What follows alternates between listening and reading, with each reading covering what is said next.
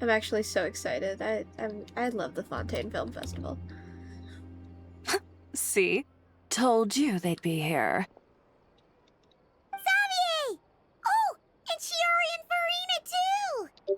Ah, Hydro Archon above! If it isn't my darling camera operator and clapper loader! A very happy Fontinalia festival to you as well! I'm guessing you came back to celebrate with us? Yep. And help out too! Even though the last festival had some unexpected hiccups, making the film was still super fun. Since you're all here together like this, you must be planning on entering the competition, right? Of course! A celebration of the entertainment industry. No one who's anyone would choose to sit this one out. It only happens once a year. Fontaine Fashion Week might be more my speed, but the film festival brings in a lot of orders and boosts brand recognition, so I wasn't going to miss out either. A few new awards have been added this year, too. Best Director, Best Costume Design, oh, and Best Camera Operation. Ooh, sounds like we've got work to do. Come on, tell us! What's Musketeer Pictures film gonna be about? Oh, about that. What's wrong, Xavier? What's with that look? Oh, man. You weren't scammed by some shady investor again, were you? No, even I'm not naive enough to fall for something like that again. Again. Besides, thanks to the fine people here, Musketeer Pictures has more than enough funds to shoot without investors. And yet problems persist. Huh? Yeah, Chiori, be quiet. Well, we were planning to replicate our past success and shoot a film based on a popular novel. But as we were holding auditions for the female lead earlier today, a striking young mademoiselle wandered in by accident. Oh no, I fear I know who this is. Her disposition was simply ethereal. The look in her eyes somewhat melancholic. Oh, I wish you could have been there. The awe I felt can scarcely be put to words. You had to be there, friend. No matter where she stood, it was as if her surroundings, even the air itself, turned into the perfect shot. Guess you found your lead actress then? No, quite the opposite. My script is entirely unworthy of her. I fear it is. Nevertheless, I couldn't help but approach the mademoiselle to ask about her background and what brought her to Fontaine. Oh no. What did she say? Sadly, she said her best friend was gone. After returning to her own homeland not too long ago, she decided to visit where her friend was from to remember them better. I'm Sandbina Nation Rise. I'm so sad. Oh, no wonder she looked sad. Yes, but that's when it struck me. Why not cast her as the lead in a film centered around her search for this old friend? Huh? You're gonna rewrite the whole script? But is there even enough time? Isn't the prep work super complicated? Oh man, I just started. Finish. I just started and there's already tears in my eyes. Think about the difficulties we faced with the two Musketeers. We had to start from scratch back then, too. I'd say we're ahead of the game this time. Guess so. Tears in my eyes. Don't worry, Paimon. Chiori and I have evaluated the proposal, and we support Xavier's decision. Already, I've been doing this for less than 5 minutes and there's tears in my eyes. I won't really need to start on the costumes until the cast is finalized, so it's not too much extra work for me. Oh, fair mademoiselles. How can I ever thank you? We should beg like the beggiest beggar in all of begdom. Finishing the script would be a start. That works too. You know, compared to a commercial popcorn flick, I do prefer the idea of shooting a more artistic film. One that leaves a profound and lingering impact in the hearts of the audience. I agree. True trendsetters are the people who dare to go against the grain. Wow! Leave it to Director Farina to have a vision. Honestly, though, the artistic passion of everyone at Musketeer Pictures is inspiring. Anyway, now that we've heard so much about this lead actress, Paimon's gotta know who it is! She's right behind me, isn't she? Ah! Holy shit! Columbina! What are you doing here? She was right behind me, wasn't she? Hello. I was just walking past when I heard you talking about me, so I came over. Huh? You know Miss Columbina? Of course! Wait a second. Does this mean Columbina is the actress who inspired the whole rewrite? Quite a few things are beginning to make sense. Yeah. Hmm? Wait, so did you make the trip by yourself, Columbina? Yes. I mentioned how I wanted to visit other nations once things settled down in Nodcry, remember? So I went to the curatorium to ask Never for advice. She told me about the film festival in Fontaine and said it might be fun to visit. I spoke to Lauma before I left too, and she thought it was a great idea to get out for a bit. It's just, I received quite different travel advice from the two of them. Oh? How so? Well, Lauma told me to go out and experience new things and make new friends. What a wonderful suggestion. That's how a trip should be. What about Nefer? She said, don't trust anyone and don't talk to strangers. That sounds about right. Yep, that sounds like her. I can understand that too. It shows this Nefer cares about you a great deal, Miss Columbina. Yes, so I plan on combining their advice. All I need to do is turn strangers into friends, and then I can talk to them. Smart. Huh. That kinda makes sense, but also not. Exactly. Hey, Chiori. Oh, look who's back. Happy Fontinalia Festival, you two. Chevy. Oh, looks like we have a superstar in our midst. How about an autograph, Big Shot? These two. Ha ha, very funny. All settled then? Yep, the Duke gave his blessing, and I cleared it with the Udex. During the festival, inmates with good behavior will get a chance to spend some time on the outside. Under the stringent supervision of the Special Patrol, of course. Risley! It's been a while. Happy Fontinalia Festival! Does that mean Veronique and her brother will be at the festival? Interesting. During a specific window of time, sure.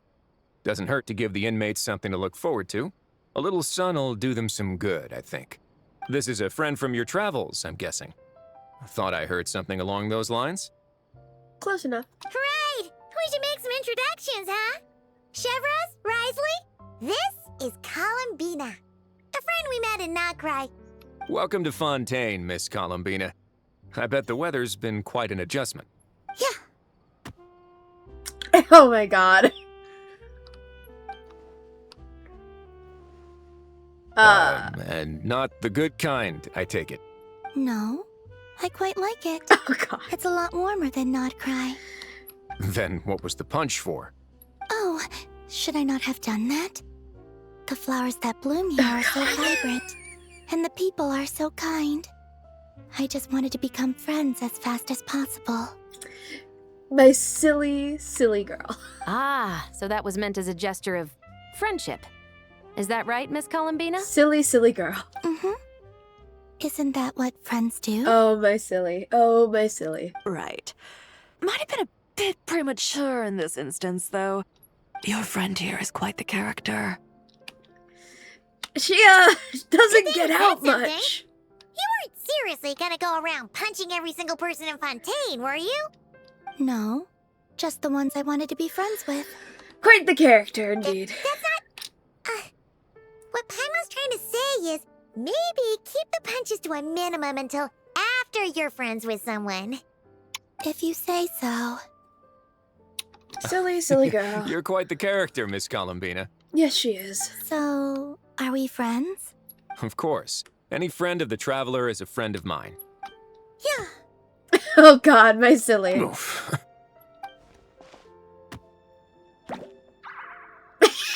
Oh, When my it comes to silly. friends, you sure know how to pick 'em.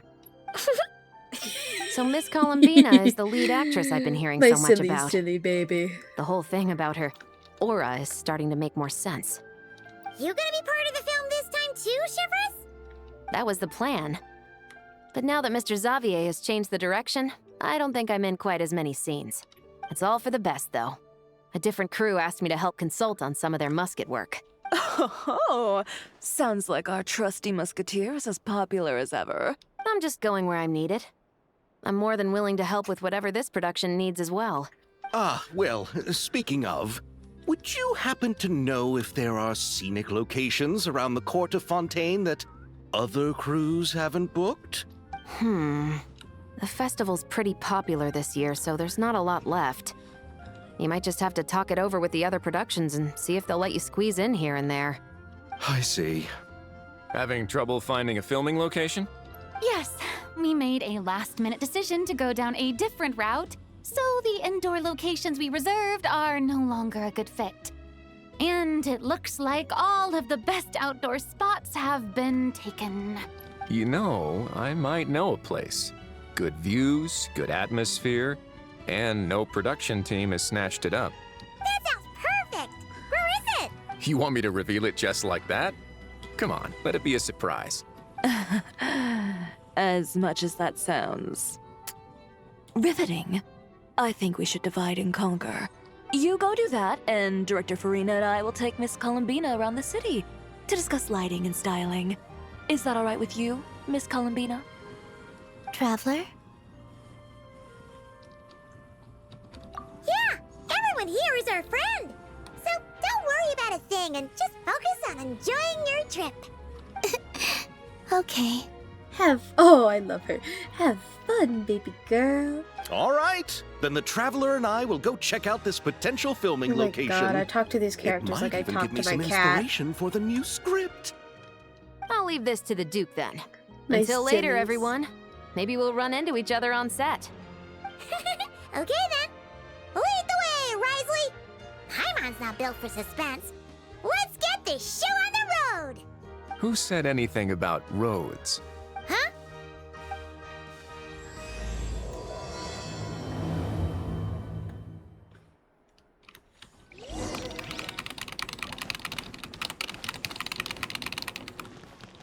To the Wingalette.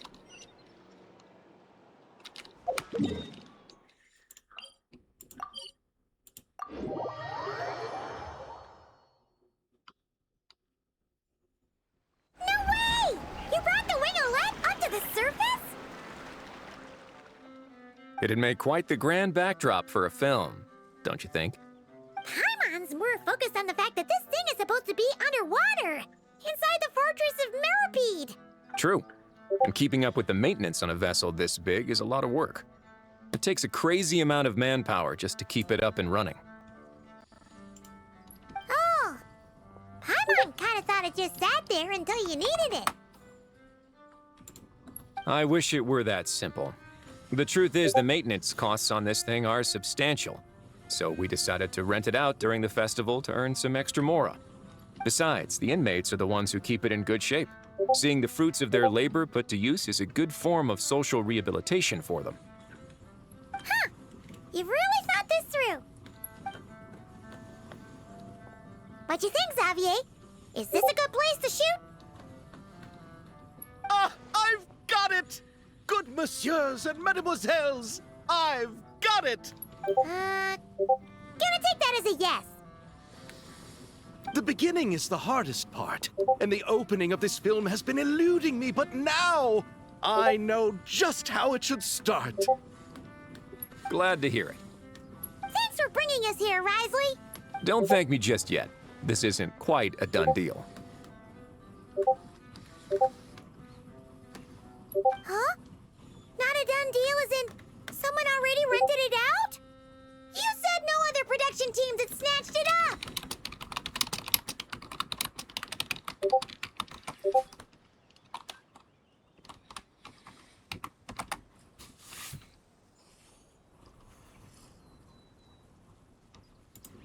This person isn't affiliated with a production team. The rental fee was high enough to scare off plenty of other film crews, but she didn't blink. Made quite the generous offer, and didn't even attempt to haggle. Do you know what she plans to use it for? I'd like to at least have a rough idea before going in to negotiate. I didn't ask for the details, but I did see what looked like a fishing permit and a business license on her desk. My guess is she's planning on using it for some kind of restaurant or aquarium. A floating restaurant is sure to attract people, but an aquarium sounds cool too. The views from the ship make it a great spot for a date.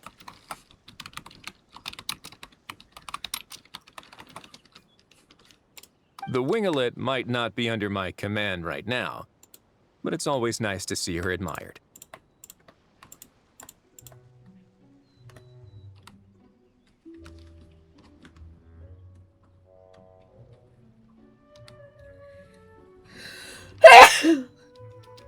Bleh. Thank you. A film is sure to drum up some good publicity as well. I do hope we can work something out with the current captain. Well, guess we should head over and talk things out then.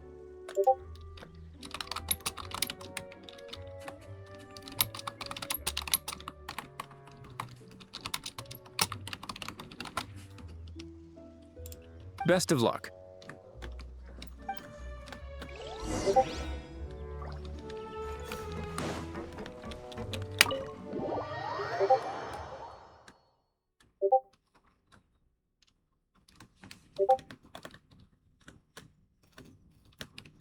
Wow! The winglet seems even bigger up close. The rooms are so spacious. Wonder who rented it out.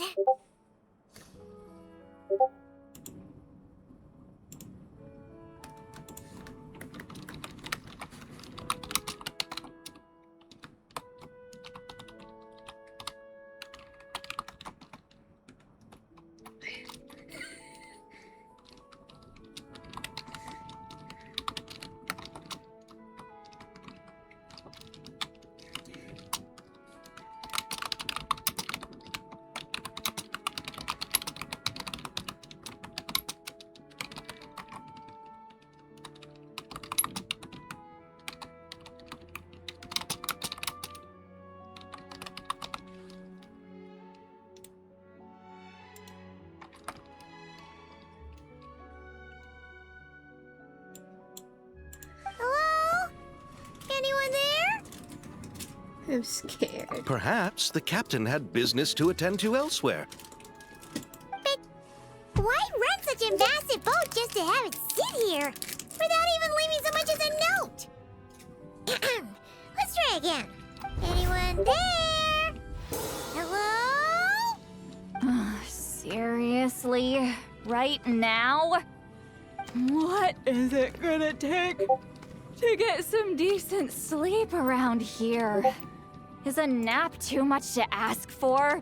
Oh, wow. Sorry, the aquarium's closed for the... Huh? See Lolly? Traveler! Paimon! Hold on. Oh, this is just great. How am I gonna go out dressed like this? What happened to my regular clothes? She's so silly. The wash! I put them in the wash after I drank too much and fell into the fountain. Oh, this can't be happening. Am I seriously gonna go out like this? Think we might have caught her at a bad time. Maybe. Oh, those are cute slippers. See Lolly? I don't want to hear it. Hear what? You weren't A gonna hear. single word about what I'm wearing. No comments, none. Is that clear? Oh, yep. Crystal. Huh? You think so? No, wait, I told you not to say anything. I didn't even say anything. What was... her thoughts. I heard her thoughts. How could I forget about that? Oh, this is so embarrassing. I seemed a little too pleased to get that compliment, didn't I? Wait, the mind reading went both ways. Does that mean the traveler's hearing all this too? Oh, you clearly did. Huh? I heard nothing. What are you Not on? following. Nothing. It's nothing. Let's just move on. Did you need something? You're not here alone, I see. Hello, I'm Xavier, a film director and producer from Fontaine. I meant to introduce myself sooner, I just didn't want to, interrupt. No wonder we ran into each other in Fontaine of all places. You must also be in town for the festival then. That's right. We're helping Xavier with his film. In fact, we were hoping to shoot some scenes on this boat. You're the one who rented it out, right, Seed Lolly? Me? Rent a boat? I wish I had that kind of spare cash floating around. Not to mention the spare time. Yeah, I figured. I didn't think you had that kind of money. Don't get the wrong idea, though. I'm not here to sail off into the sunset and live out some cushy retirement life, okay? I'm not that old. Aren't you, though? Then why you dress like... how did you end up staying aboard the Wingolette? Well, I heard one of my favorite light novels was getting turned into a film, so I came to Fontaine to catch the premiere. Originally, I booked a room near the Opera Epicles, but I'm quite particular about where I sleep these days. I think it's an age thing. And that bed? Oh, I just couldn't sleep in it.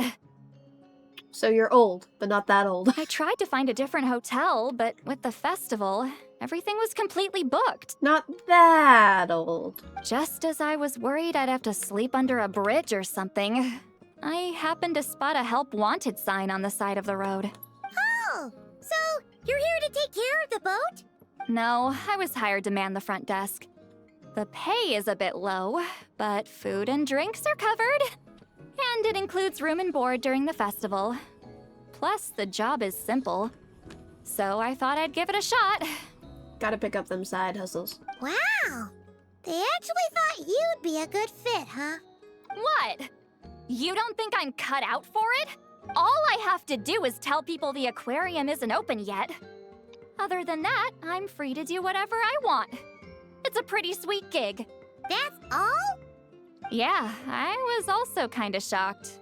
But it's not a lie. Head downstairs and see for yourselves. There's nothing but empty tanks. Not a marine animal in sight. Did your boss mention anything about being open to film crews using this space? Our production was hoping to film on the deck for a few scenes. No. That never came up. You could just ask her. Oh, she's around?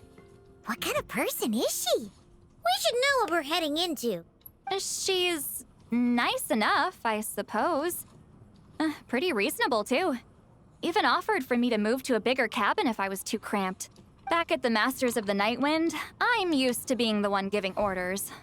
But working under her doesn't feel like being bossed around. She seems to respect what I think. Huh. Wow, she sounds like a great boss. She does. She did tell me she'd rather not be disturbed, though. She's been working on an important project, so I'd keep it brief. Okay. Got it. Thanks for the heads up.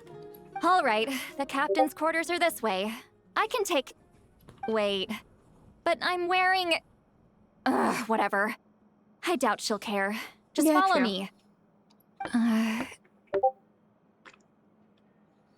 Miss Guillotin? These visitors were hoping to ask you about something. How did she pronounce that? Hang on.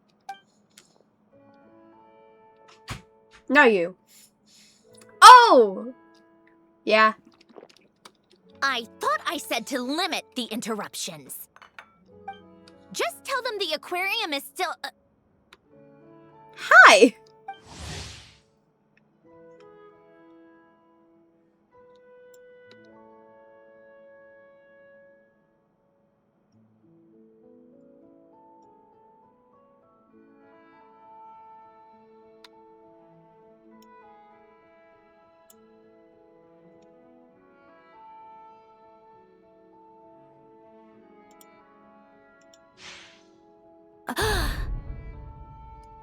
Oh, wow.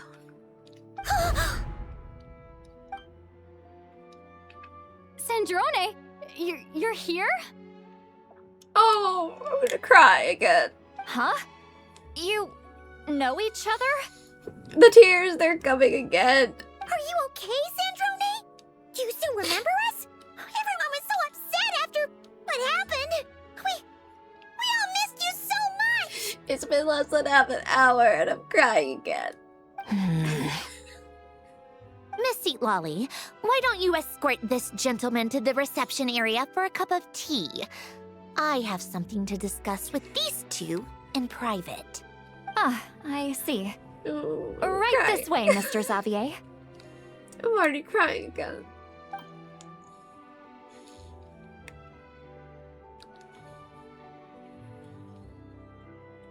Sandrone? I really can't go anywhere without running into you two, can I? No, you can't. Not after the stunt. Are you okay? During the battle, your core, it was... Destroyed by that bastard Dottore. That's right. But as you can see, I'm fine now. No major issues. Or at least, there shouldn't be. Oh, what a relief! Oh, why didn't you tell us sooner? Or come back to see your friends? Now that I have the chance, I just want to say Hmm? thank you for saving me. Huh? Don't get the wrong idea. I only saved you so we could complete that formula and defeat Dottore once and for all. Even if he did crawl back from the grave to make us all miserable again. That doesn't matter. You're still a hero. All right. But it wasn't just me. All I did was lend my brilliant mind to the cause and take care of one part of the plan. Although, I'm not denying it would have fallen apart without me. You got that right. You're amazing. She's amazing and I'm crying. But how did you go from a, you know... From a lifeless pile of scrap to looking like this? Well, my mom was trying to put it a bit more gently, but... yeah. Where do I even start?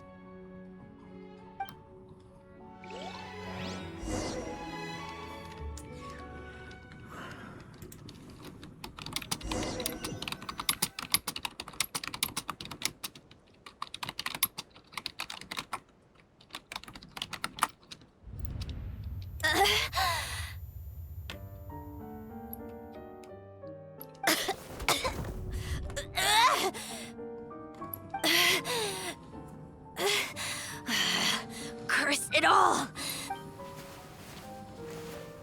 Where am I?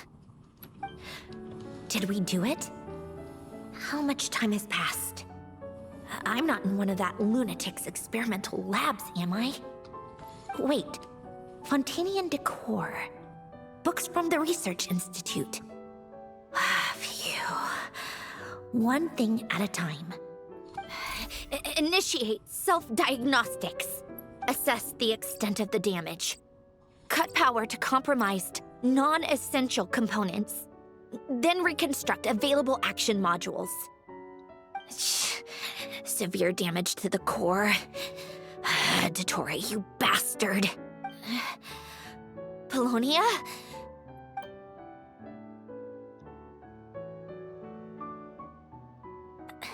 Polonia, wake up! Activate! You're in even worse shape than me. Internal gears and energy circuits are barely intact. Extreme damage to the core, just like me. Rebooting is off the table. Even if I could repair the damage, I don't know if... You used up all your critical energy in those final moments, didn't you? To protect the core of that guy in the hat, and the numerological array. Wait, the array. Yes! The prototype is still here. But can I even run it in this state? Whatever. I have to try. I just need to confirm one thing. Activate the numerological array. Connect the computing core to my body. Just like I thought. It needs too much computing power.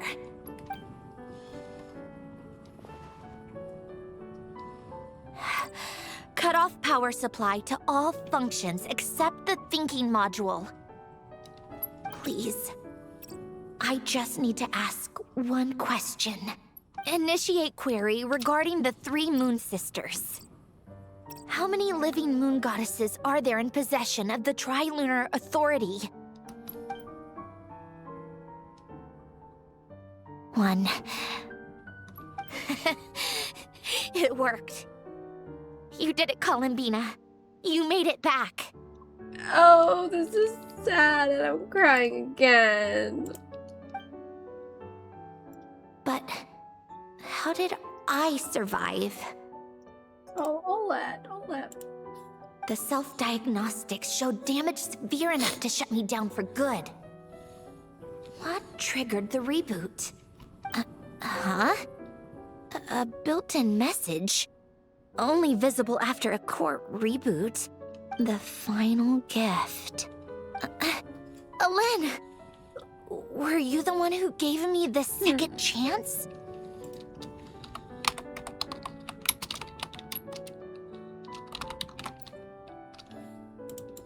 But why now? What activated it? What is that? A vision? Wait, no. It's a stellar linchpin?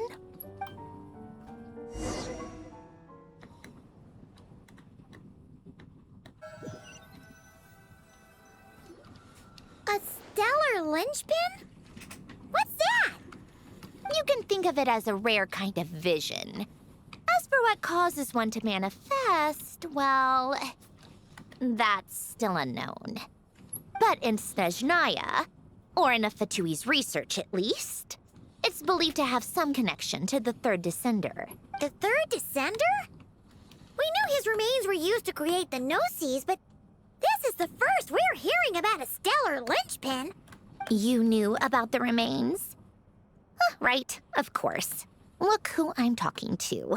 Yes, the heavenly principles used the remains of the third descender to create the 7 Gnosis as a means to consolidate the Archon system. Visions result from that same system, so extrapolating from there, it's clear that the manifestation of a vision is also, to some extent, related to the third descender. Still following? For those that wield them, visions serve as a means to channel elemental power. The same is true of stellar linchpins. The difference is that, when wielding elemental energy, stellar linchpin users often exhibit a unique kind of power that seems to come from beyond to that. It's believed that, when a stellar linchpin manifests, impurities from the remains of the third descender get fixed in place. Hence, the name. That's also believed to be the source of the strange power I just mentioned. We've heard that visions can appear when someone has a really strong wish or desire. Stellar linchpins sound kind of similar, so does that mean... Huh? Oh, don't look at me like that. I've never had any grand wishes or aspirations. Just a list of things that drive me up the wall. So if you're asking why this thing appeared, I have no clue. Maybe the wish or will to live. Or to see if Columbina did. All I know is that, without it, the gift Alen left me, this built-in second chance, never would have triggered. But thanks to the stellar linchpin's manifestation, it did trigger. And after my core rebooted, I was able to repair the damage to my body. I also managed to import the numerological array, along with some of Polonia's surviving algorithms, into this form. Wait, does that mean Polonia is... Oh. Yes. Unfortunately, Polonia is... beyond repair. Oh, we're so sorry to hear that. But you also mentioned something about a final gift? Yes. Alen often spoke to me about wishes and desires when he was alive. I suppose he thought there might come a day when I wished for something, and was willing to sacrifice my own life to fulfill it. so he left me a chance to start over. Ah. No, never. Alen once said I was his proudest masterpiece. That might sound boastful coming from me, but it's also an undeniable fact. After Alen died, I started studying how Polonia and I worked. Polonia is essentially a computational machine, so it wasn't difficult to figure out the mechanical principles there. But when it came to my own structure, that's when Alen, the Lord Artificer's true greatness, struck me once again. I attempted to imitate it when I created Catherine, but in the end, she turned out to be nothing more than a superficial replica. What? But his creation skill, Catherine, is super impressive. We were shocked when we first found out she was a puppet. No, she's nothing compared to what Alen was able to create. Some of the mechanical principles of my own core are still a complete mystery to me. Keeping that gift hidden wasn't even a challenge for him. Just a shame I had to waste it on fighting Dottore. I just couldn't stand the thought of him coming out on top. If you put it that way, the world owes me a whole lot then, doesn't it? Wait, but all this still doesn't explain what you're doing here. Risley said you rented the ship and even had some kind of fishing permit? That's because I'm trying to go back to the place Alen and I lived when he was alive. My former home, I suppose you could say. The second chance wasn't the only part of the gift.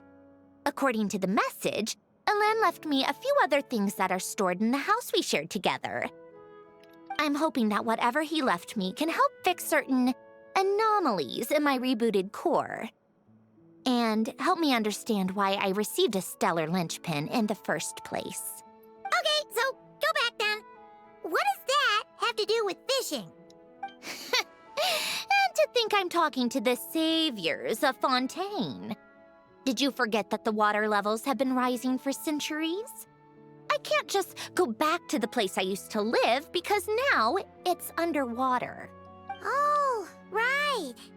Oh no. With the rising water levels and changes in terrain, it's not just a matter of finding where it is, but also clearing away any sediment or debris. But Fontaine law prohibits unauthorized individuals and organizations from excavating underwater ruins. A Melazine caught me the minute I even made an attempt. Why not apply for authorization then? And face the endless slog of Fontanian bureaucracy. Besides, Yeah, that's I'm a Fatui harbinger. The diplomatic implications alone would be enough to give the gestionnaires at the Palais Mermonia a headache. Closer to a migraine, I'd think. A fishing permit, on the other hand, isn't difficult to obtain at all. Minimal paperwork required, and under the name Guillotin, the application was a cinch. So you're exploiting a legal loophole? Am I? That underwater home belongs to me. If I happen to chance upon it while doing some fishing, what's the issue with that? True. Of course, I do have to catch some fish to put in the aquarium, just in case the gestionnaires come to check up on things. That's also the reason I hired someone to man the front desk. Makes sense. Huh? But isn't that kind of a waste? He went to all the trouble of getting a business license and rented out this giant ship. Just for show? If you want to run an aquarium that bad, be my guest. Use the facilities however you want. I'm certainly not going to stop you. All I want is to go back home and see what other gifts Alen wanted me to inherit. Hold on. Enough about me. What are you two even doing here? Her movements are so jerky and mechanical sometimes. It makes sense. But it also startles me.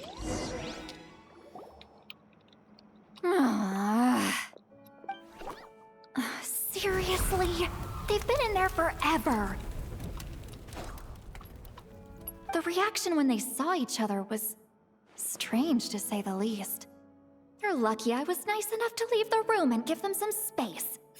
Back in the Masters of the Night Wind, I'm the one who gets to kick people out.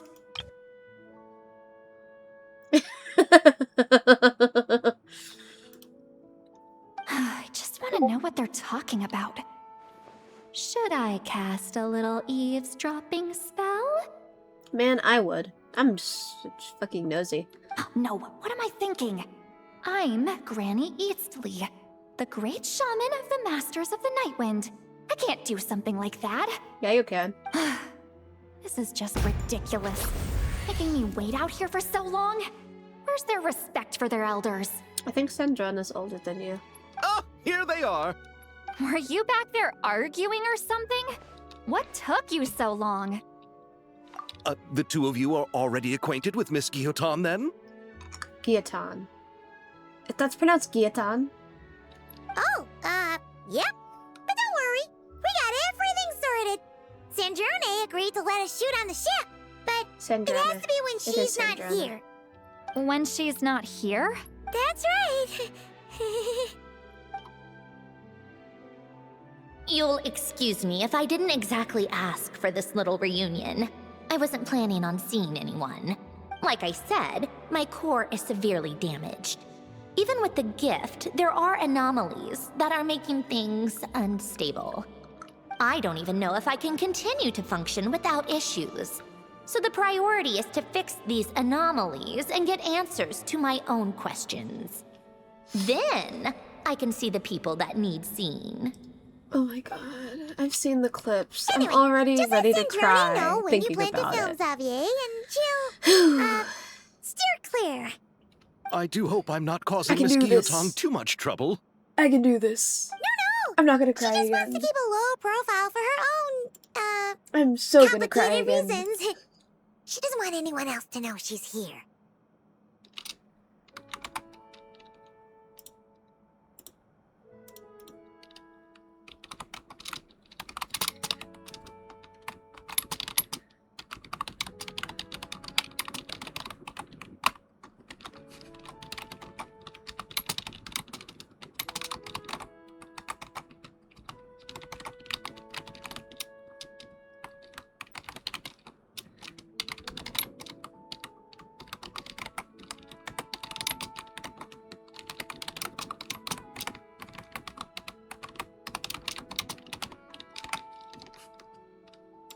Understood. I'll be sure to keep that in mind. Oh, and St. Lale? Huh? You mean Miss Guillotin? What does she want? Oh, please don't let it be about the pajamas. What? The 7th of the Fatui Harbingers? Why are you telling me all this? I asked the Traveler about you, and I've decided it's best to be open in this instance. I can understand if you would rather not work for a Harbinger. Regardless, the room on the ship is yours to keep. You're an acquaintance of the Traveler, and I plan to honor that. Wait, she's actually nice? It's not a problem. The captain also worked for the Fatui, and he helped Natlan a great deal. We know that there are good people among your ranks. Besides, I've been around long enough to know what it means to earn one's keep. This isn't Natlan, and I don't expect special treatment. Besides, sitting at a desk isn't exactly backbreaking work. Reasonable. I appreciate that perspective, great shaman. Seat Lolly. Just call me Seat Lolly. That title makes me sound so... old. Well, Seat Lolly, the Traveler and I are looking for something, so we'll be heading underwater together soon. I'll leave the ship in your care while we're gone. Together? How often? Not too often. We're heading out in a bit, but I'll be available if you need something. You couldn't, go alone? What cat is pushing things off my desk? I wanted to, but she was concerned about my physical well-being, so she offered to come with. I'm gonna be kitty.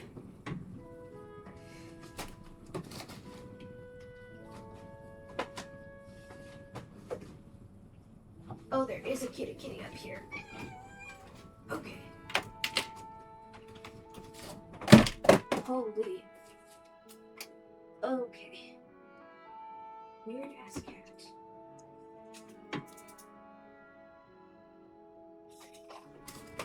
Weird menace of a little cat. Guess my mental well-being means nothing then. Huh?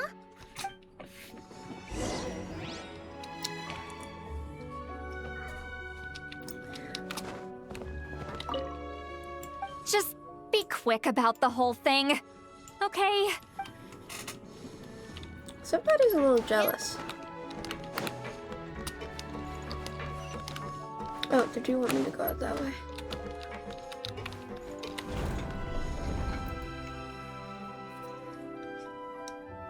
You know what? They're apart right now. So...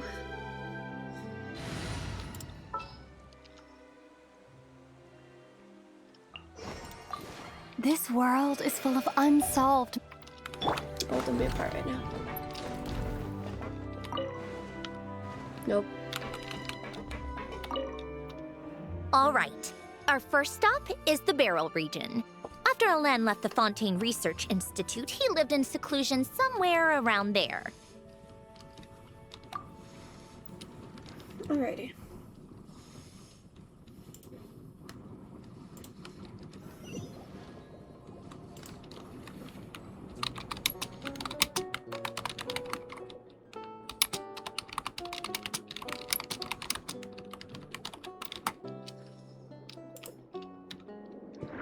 Huh. This place has changed a lot. Guess I really have been gone for a long time. I want to see how this sand driving is. Yeah.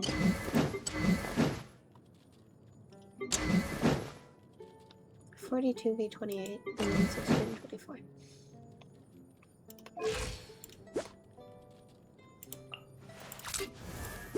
Ha! Mine is better.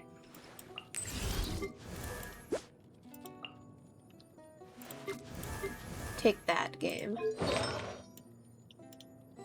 Disenchantment. Yeah. Oh, yeah. Had to fucking brag you. Yeah. I'm getting there.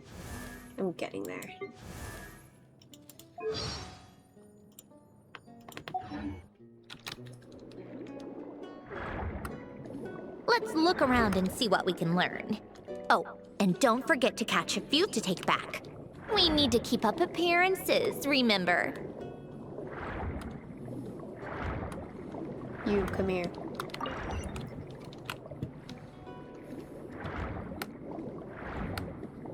You. Come here.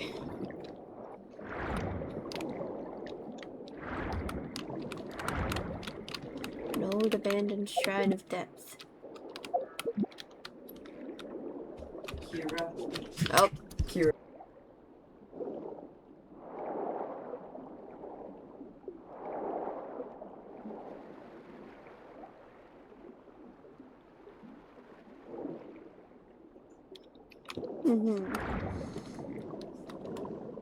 Come here. Poisson isn't too far from here, right? It's all a bit nostalgic, I guess. Back when I lived here, all this was still above water. All right, I have a general understanding of the terrain changes and sediment accumulation. We can stop here for now. All right.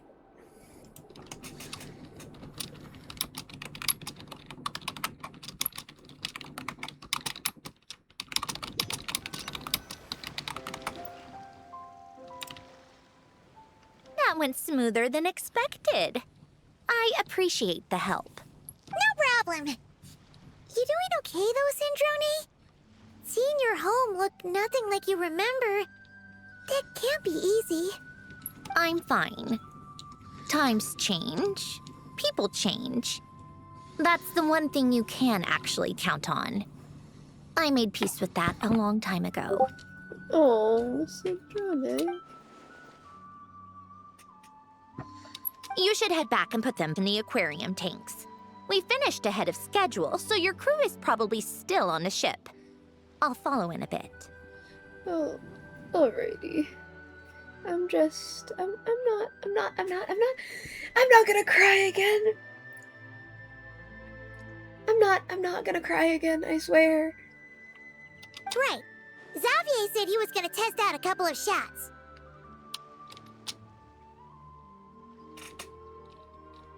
I'm sure. I want to take another look around on my own.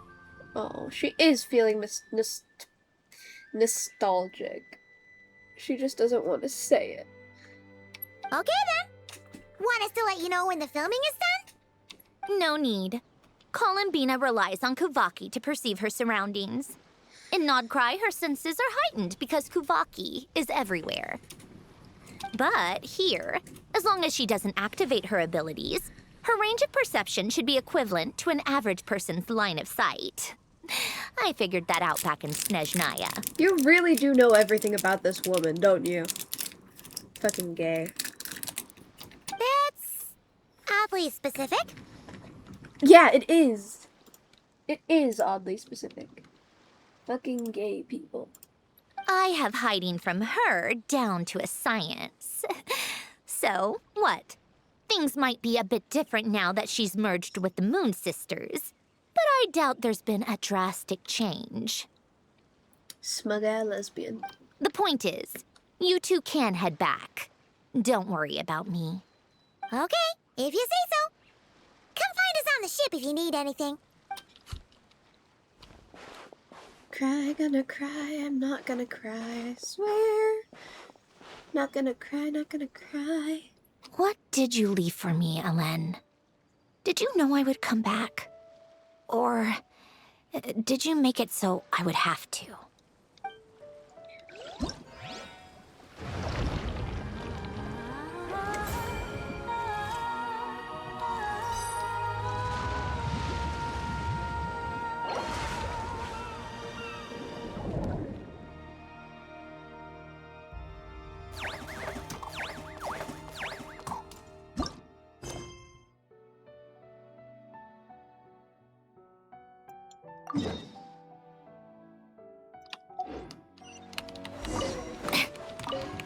Oh, this is the one that I did.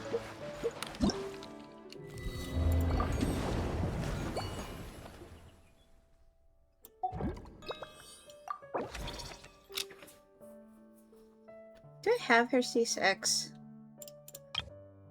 This isn't gonna show me mine. Those are some tasty rewards.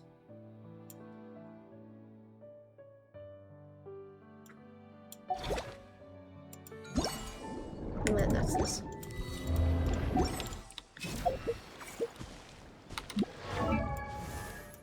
I don't think I have her C6. No. Okay. Oh, that's far.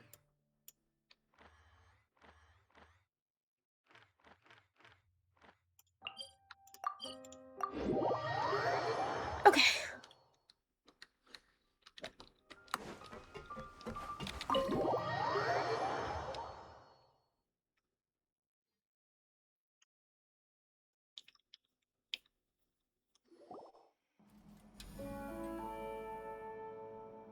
Xavier, we're back! Shh! Quiet on set! They're filming over there. Oh, right. We need to shut the fuck up. Oops, sorry.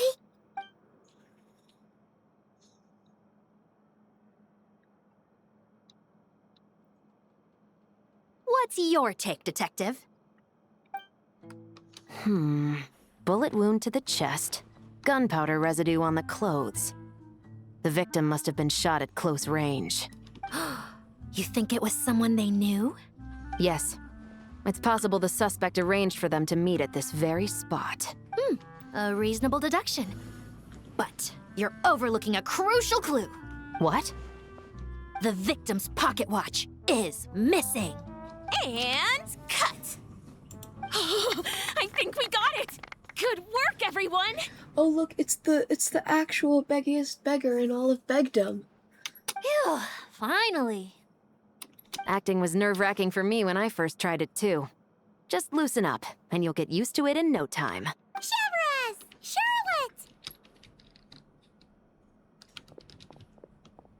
Oh, hello there, you two. You're filming here too? Oh, so Charlotte's crew must have been the one that asked you to help out, huh, Chevres? Yep, they heard about a potential filming location and wanted to come check it out. But when we got here, your crew had already beaten us to it. Luckily, Xavier and our director, Lapine Pauline, go way back.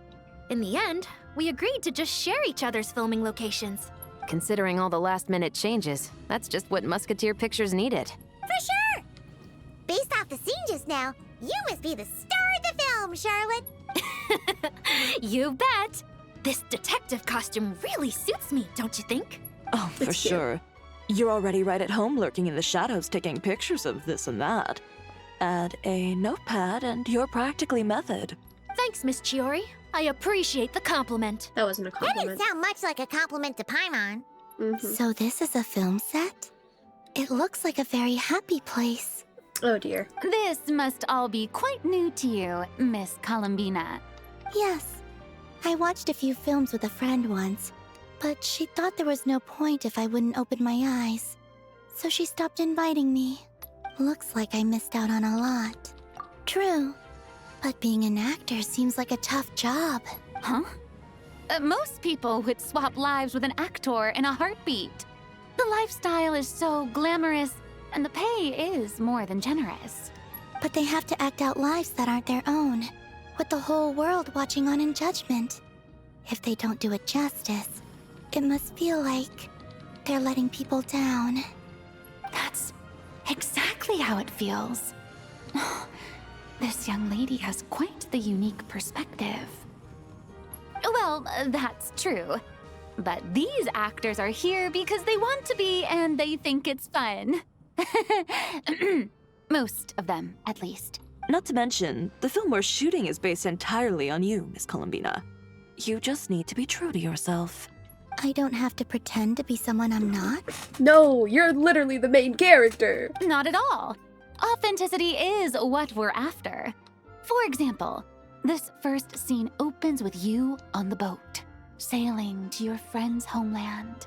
You just need to think about that moment in the story and picture how you would feel. Oh, okay.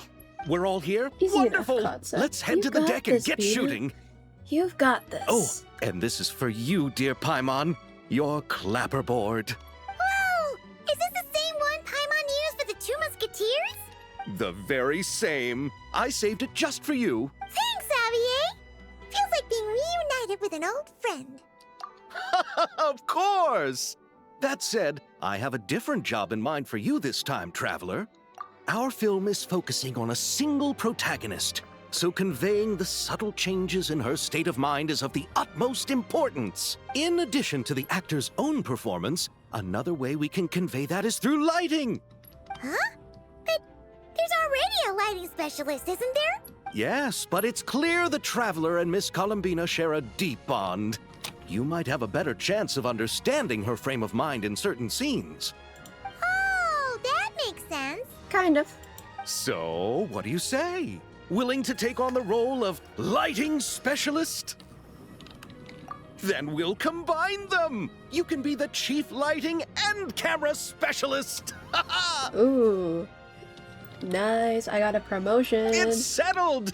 I leave the job of translating our leading lady's inner thoughts in your capable hands. It's just because her face doesn't fucking change.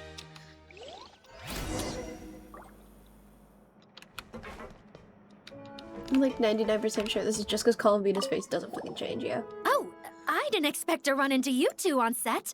Happy Fontinalia Festival. Nice acting back there, Charlotte. Thanks. I'm, usually the one behind the camera, so it's actually pretty nerve-wracking being the center of all that attention. But I've known Miss Lapine Pauline for quite some time, so we work really well together. Miss Lapine Pauline prefers to assign roles based on our own personalities. She'll even adjust the script to make it a better fit. The scene from earlier was just me and Chevres, but Navia and Emily are also going to be taking part. Coolio. Ooh, that's quite the lineup. Your film's leading lady also seems like quite the score. Just on first impressions alone, it's clear she's someone special. Yeah. Guess we'll just have to wait and see who wins Best Picture and gets to go home with the Farina Award. Another Farina Award for Miss Farina herself.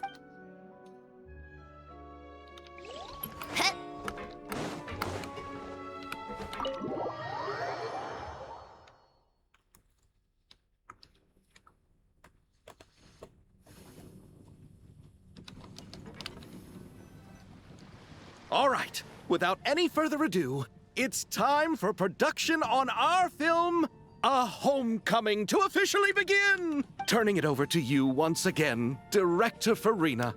All right. Positions, everyone. Camera operator, clapper loader, get set up.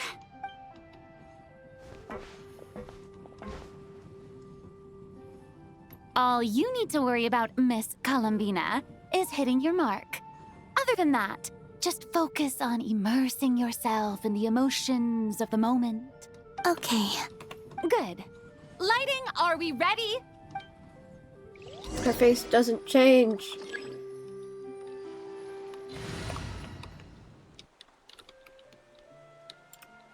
I'm just gonna... Will we be gone long? I'm just gonna...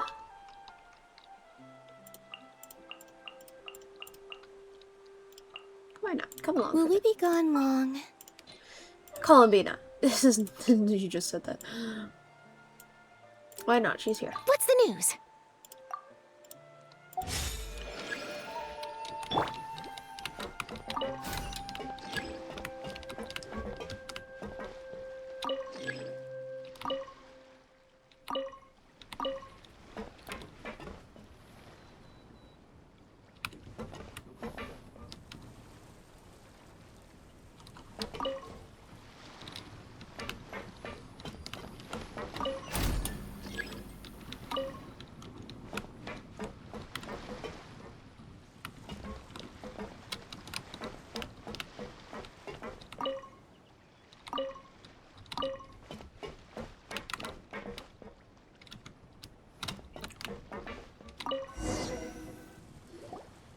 Ready. All right. Quiet on set. 3, 2, 1. Action. This is her homeland. Oh! Oh, Columbina. oh, you're watching her from afar, yearningly. Just go down there. Cut! The emotions I'm looking for were definitely there. Let's just try to keep it a bit more natural.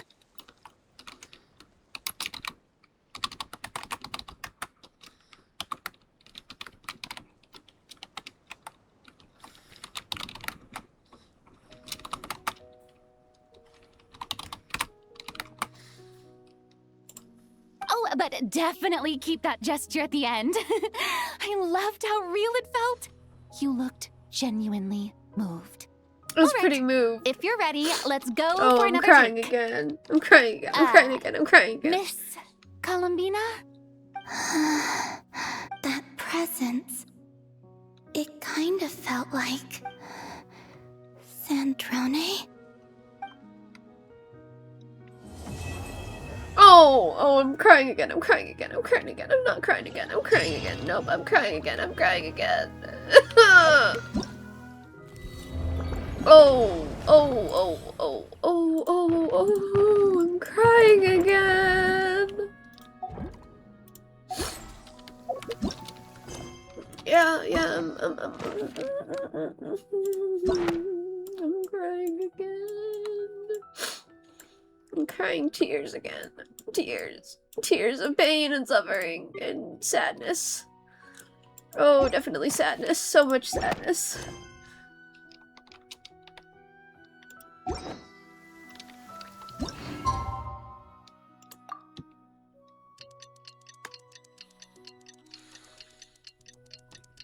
Oh, so much sadness.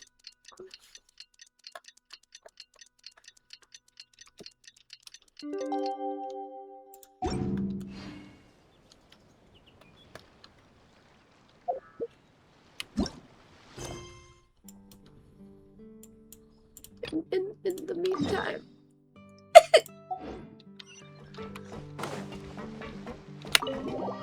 I'm crying real tears.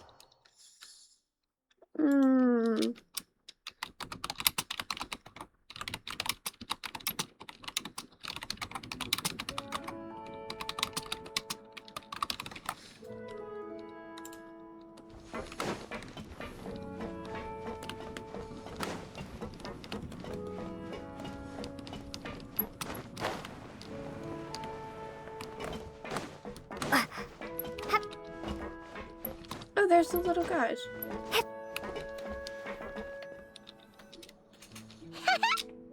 having a bunch of fun filling up this aquarium. Since Sandrone doesn't mind, we should definitely catch some more fishies and make this place extra beautiful. Hey, you two. Come over here. Yes, ma'am. Huh? Is everything all right? No. Here. This is for you. What is it? It's an underwater mobility device I've been working on. Huh? Wow! That's so kind of you, Sandrone. It's just a simple mechanical device. I saw the way you were catching fish and... how should I put this? It seemed somewhat... unsophisticated. To be perfectly frank, I found it quite difficult to watch. So kind of you. Was it really that bad? It was inefficient, unskilled, and completely and utterly inelegant. No need to apologize. Everyone has their own ways of doing things. But seeing as you plan to keep adding to the aquarium, it might be best if you use this device. The waters of Fontaine are home to more than just harmless ornamental fish. There are plenty of predators who could do you some real harm. This device will not only help you fish, it'll also help you flee. All right. Oh, and if you're going for a swim, go now. And don't forget to tell me what you think of the device. I can always make more adjustments if you have any feedback. You scare me, woman. But you also make me so sad. No, she doesn't scare me. Arlecchino scares me.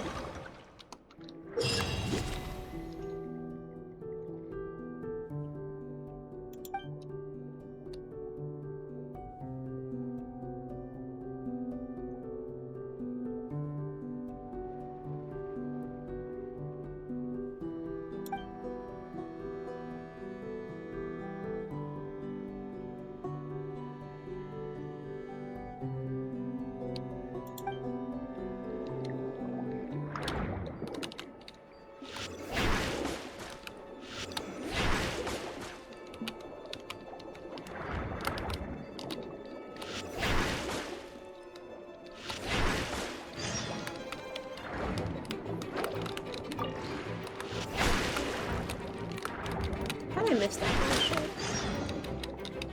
Give me this seahorse.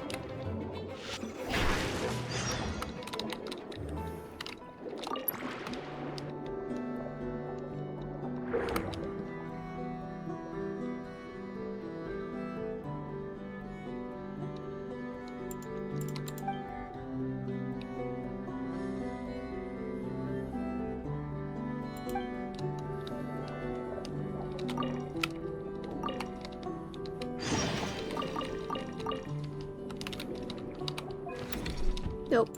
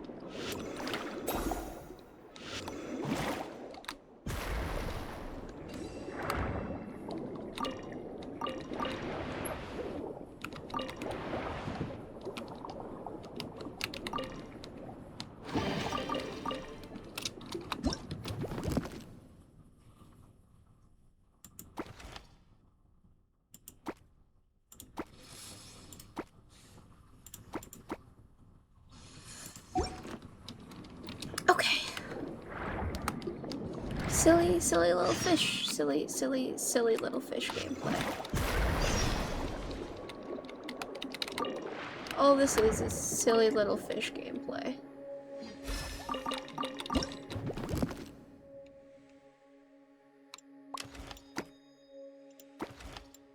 Yeah, no. Need these. Alright, maybe I need one of these. Let's rearrange.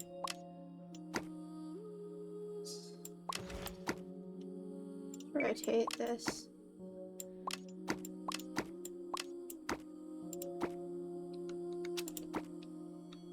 We don't need 3 of these. Can rotate this.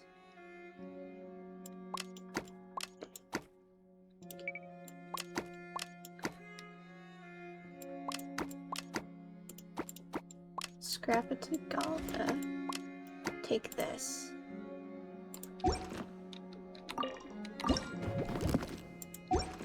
Oh my.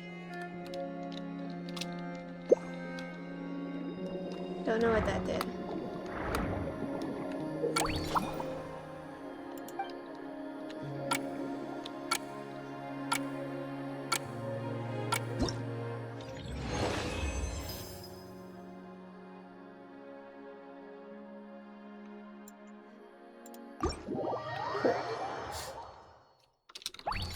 Got a silly little game to go in between the crying. Silly little game.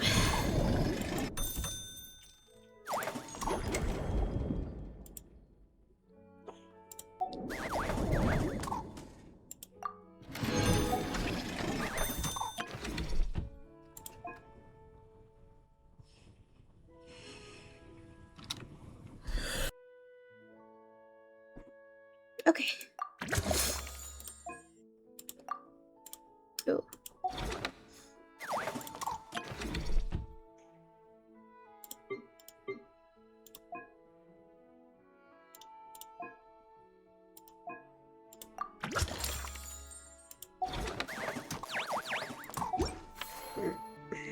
Okay. I'll do this. I'll do this now.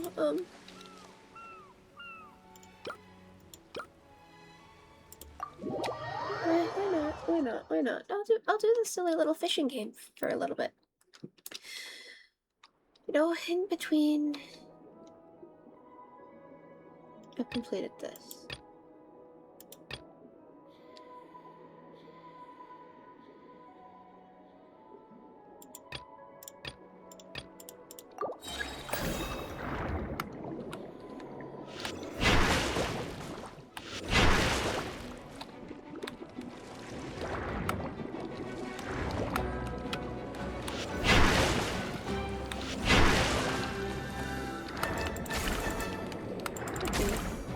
Yeah.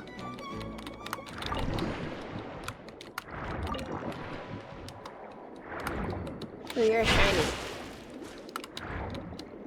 Hello. Yeah, you are a shiny. Shiny, shiny, shiny.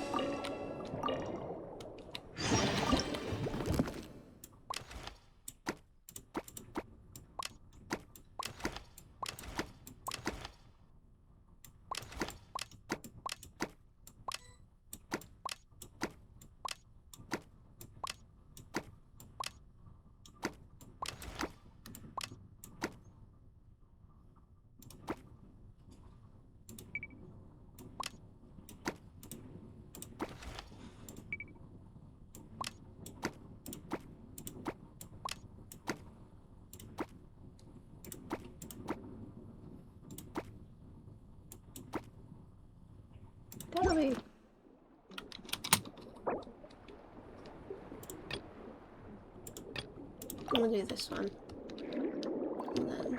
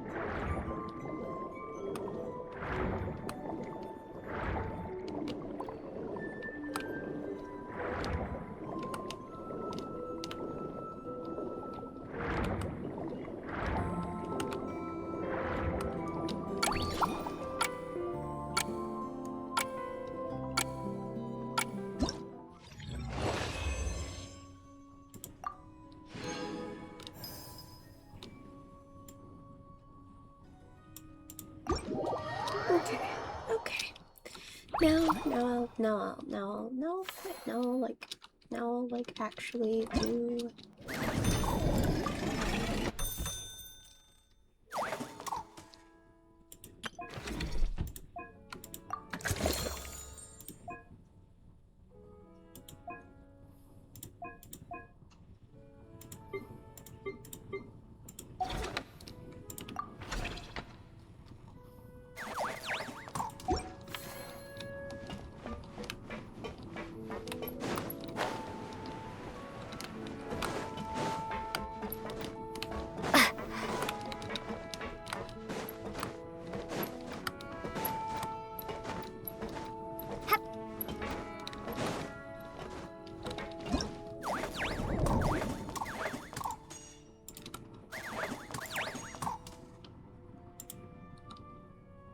I suppose I'll do that later. Now it will be time for cry. I'm not a baby, I promise. No, I'm kind of a baby. Just a baby.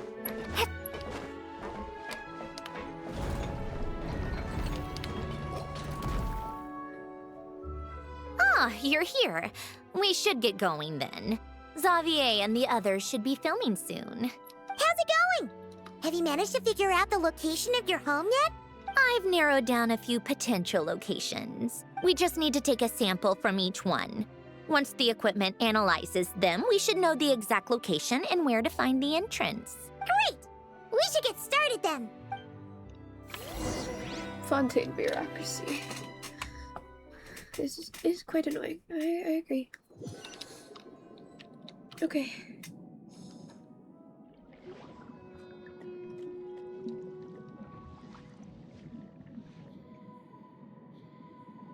All right, let's get a move on. That should do it. Let's head back.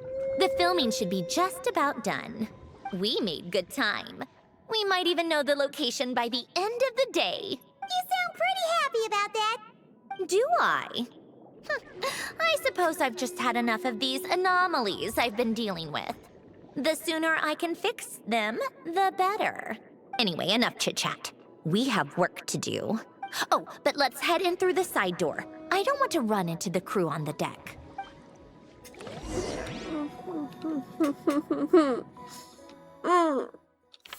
They're so close, but so far. Okay. All right. Now we just need to wait for the results. Since we have some time to kill, I suppose I might as well see how this aquarium of yours is coming along. You seemed quite enthusiastic about it. It's really coming together. Those we have lost. I'm scared and tired and sad. And it's 1 a.m. But I'm sad. I'm mostly just sad.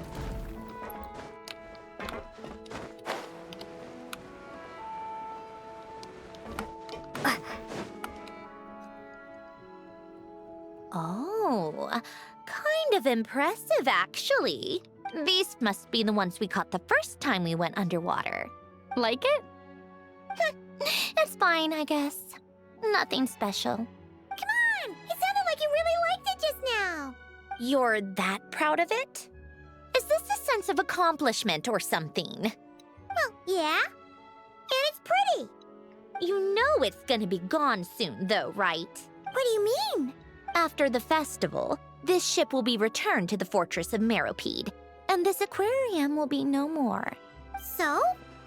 So, no matter how much work you put into this place, once the festival is over, it's all just going to disappear. Not making the most of it when we have the chance is an even bigger waste. But if you know it's all going to be gone one day, why even bother? Ella knew he was gonna be gone one day, and he still bothered with you. Well, because Because you still get to keep the things you gain along the way. And those are things that can never be replaced. Doesn't that make losing them even harder? well, if you put it like that. But the happy memories we make along the way last forever. You just have to take a more glass half full perspective. Not to mention, everything we do here is going to be on Next film, year. so Oh. it'll still live on in some shape or form.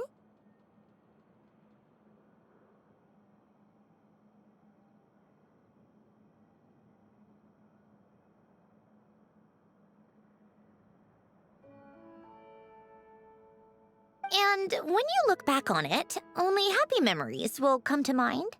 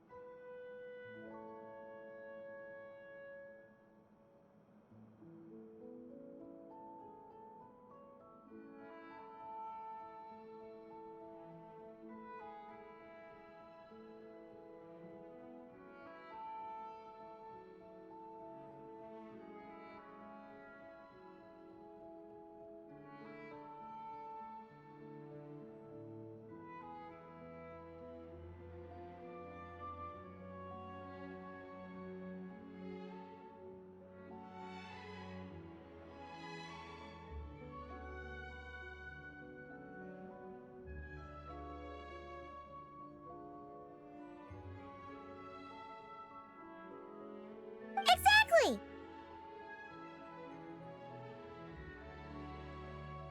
So it's about finding joy in the process itself.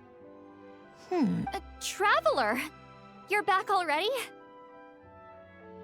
You're clothed again! What's wrong with that? You say that like it's terrible news or something. How did you get here? I didn't see you on the deck. Oh, never mind. We need to help Miss Guillotin hide ASAP. The crew is heading over here to shoot any second. What?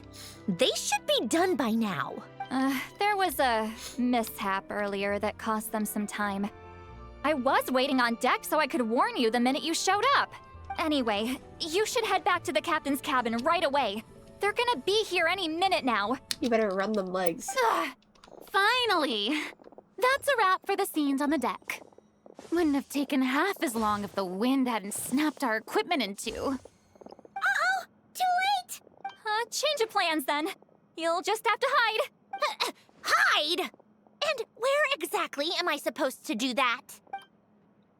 Oh, there's a box over there! You can get in that! Huh? You expect me to... The what? Do I need my makeup done for the next scene too? For the love of... Let me see. Maybe just a quick touch-up. Traveler and Paimon? What are you doing here? I thought you took the day off to take care of something. Huh? Oh, well, it didn't take as long as we were expecting, so we came back early. What about you guys? You're still not done shooting for the day? No, we ran into an issue that, set us back. It meant Miss Charlotte's crew wasn't able to wrap either. We both still have scenes to shoot in this aquarium. Oh, that's not ideal. For several reasons. Let us help then. The sooner we wrap, the sooner everyone can get some rest. All right. They're Thanks, you so two. clueless. Miss Charlotte's None crew the can go wiser. first then. If I'm not mistaken, you still have a night shoot later. Thanks, Director Farina. Of course. Fellow artists should help each other out where we can. Agreed. Well then, camera, lights, get set up. Actors, give your lines a quick once-over. Let's try to get this in one take. All right, places, everyone. And 3, 2, 1, action. So, the story ends like this. But when Duke Saint Germanus departed, he clearly said that everything was beyond redemption. Huh? That sounds familiar. Wait, it's from that novel I came across while researching the numerological array. He's only a genius when it comes to mechanics, and everything else, he's just an ordinary person. Huh? What was that noise? Whatever, I'll just fix it in post. Miss Jacoba, please don't speak as if I were the accomplice. Not so hard. This box isn't sturdy enough for that. This is why I keep saying, don't put too much trust in Clockwork Mecha. Unlike humans, machines don't have a heart. That's mean. Oh, that's just that. It's not mean. It's their lines, but it feels targeted, I'm sure. A heart? That's right. It's what's on the inside. It's also referred to as someone's soul, or likened to free will. You can think of it as a person's core, what makes them unique. In general, though, people don't believe machines are capable of having a soul. You said my emotion module was faultless. It is, but that's not quite the same thing.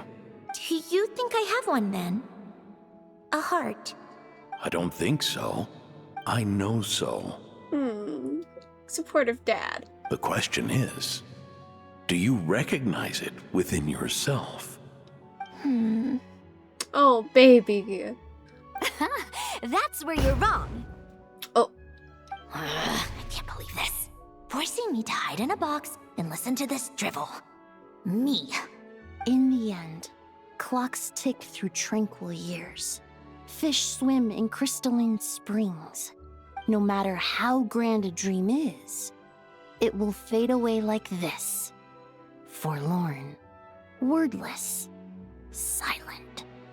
And cut. That was a long one. What did you think? If she makes them do another take, I'm going to flip a lid. And not just the one to this box. Oh dear. Well, there were some weird audio things going on, but acting-wise, it was great. It's a keeper. Perfect. That means I can get out of this box. It's our turn. Oh dear. Camera operator, set up for the next scene. I'm sorry. In this one, our protagonist peruses an aquarium in a foreign land and gets swept up in memories of her friend. So, in terms of lighting, that's the vibe we're going for. Got that? Shoot. I thought there'd be a break and Centroni could slip away. What are we gonna do now? Cope. break a leg. Yep, we're headed off to shoot our next scene. All right, quiet on set.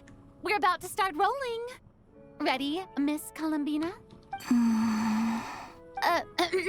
Miss Columbina? She's a little spaced out. I think she would like this. Quick, we should roll on this. It doesn't forage with the others, or prey upon its smaller kin. Instead, it remains where it is, cradled in the coral's quiet beauty, as though the raging cyclones above are of no consequence. And yet, she still stood before the cyclone in the end. So I think that story has it wrong. She is no different than us. She has a heart. Oh, I'm crying again. Columbina. Oh, I'm crying again. Oh, I'm crying again.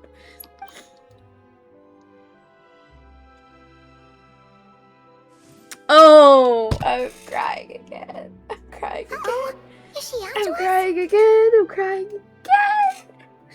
Oh. Oh.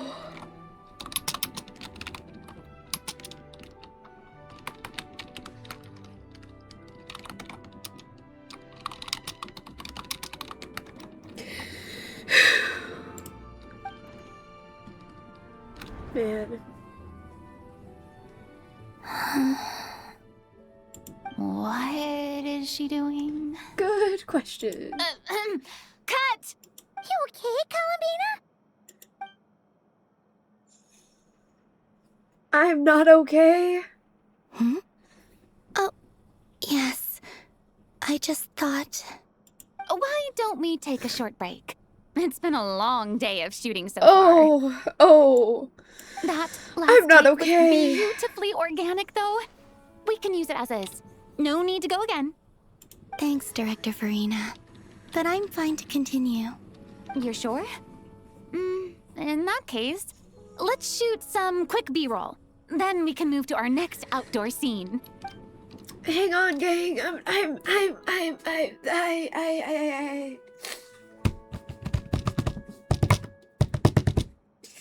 Not okay. We're in the clear this time.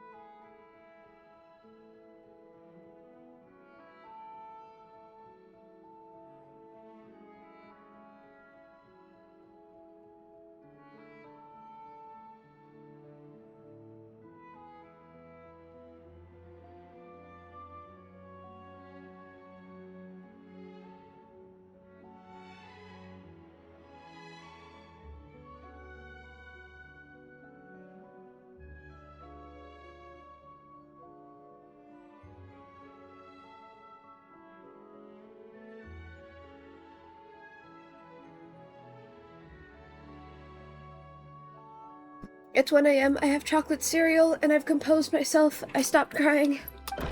We'll see how long it lasts. Ugh! Absolutely suffocating. You okay, Cedrone? Right as rain. Come on, let's go check the test results. It's time for me to go home.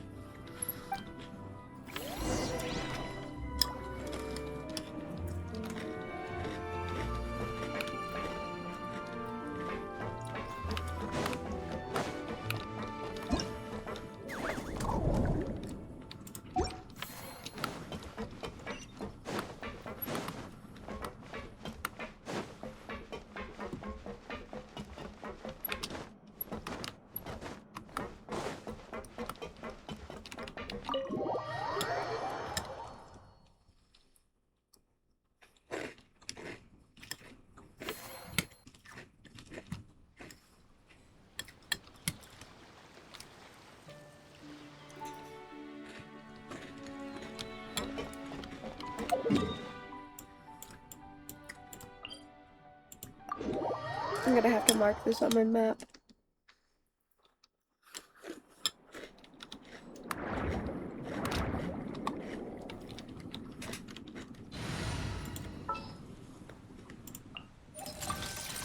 Time to verify.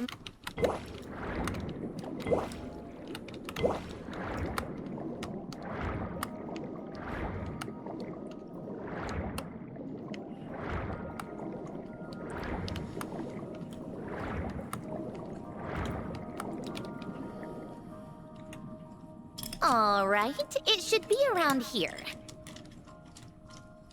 Give me some space. I'll activate the water insulating mechanism.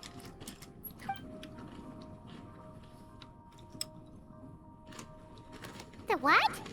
Alain, much like Renee, had long predicted that the water levels in Fontaine would rise. Thanks to his expertise in mechanics, he was able to implement a few simple measures to protect our home from flooding. I told him there was no need, that I would just move when the water rose too high.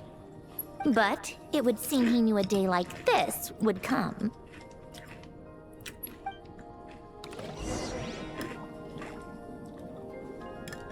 All right, the silt has been cleared away.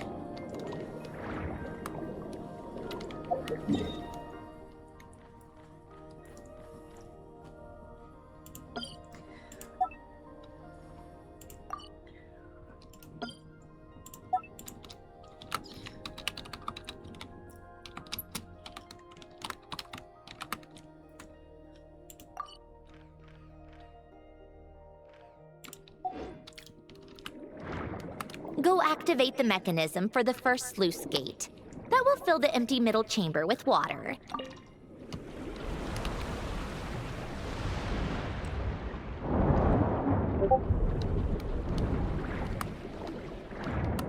All right, now turn on the drainage mechanism in front of the second sluice gate, and this chamber will become empty once again.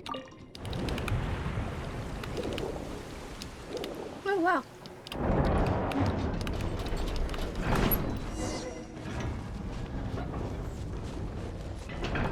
Wow.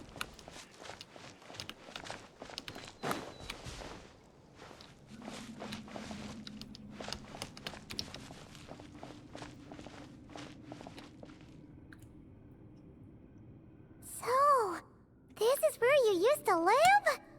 It's beautiful! There's even a garden! Back when I lived here, it was my job to tend to the potted plants and flower beds. Still growing strong even after all this time.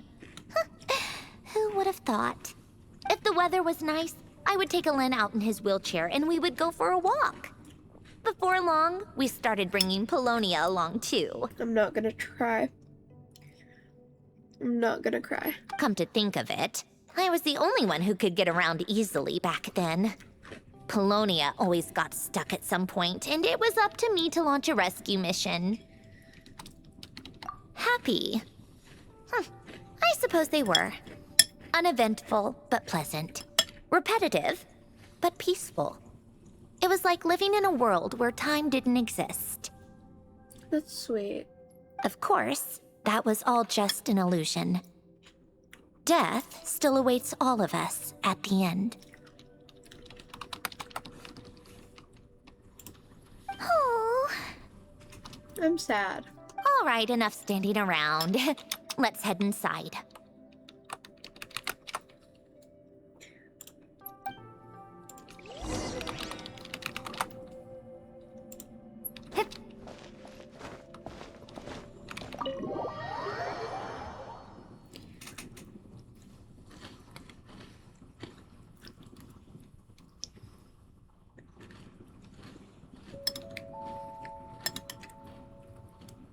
Yep, this place is exactly how I left it.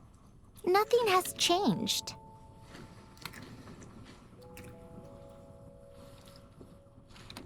What is it?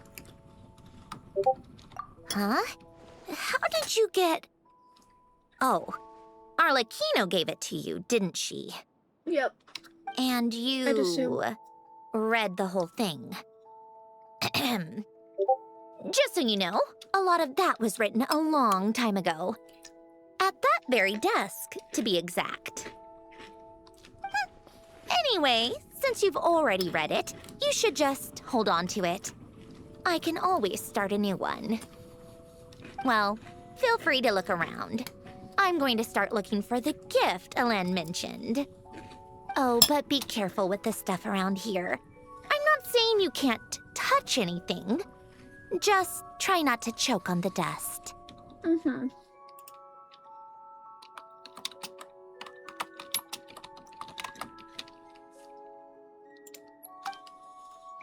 Old notes.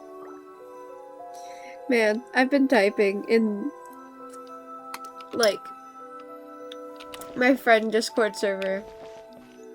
How much I've been crying. And... Wait, the people in this picture look kind of familiar. one of my friends is DMing me like, are you okay? Oh, this was taken when Alen and Renee were both still at the Fontaine Research Institute. Before their falling out. And the answer is no, I'm not in okay his after later this. years, Alen would often sit by the fireplace and stare at this picture, wearing an expression somewhere between guilt and longing. He said he sometimes regretted not helping his friend when he needed it most, even if just to stop him.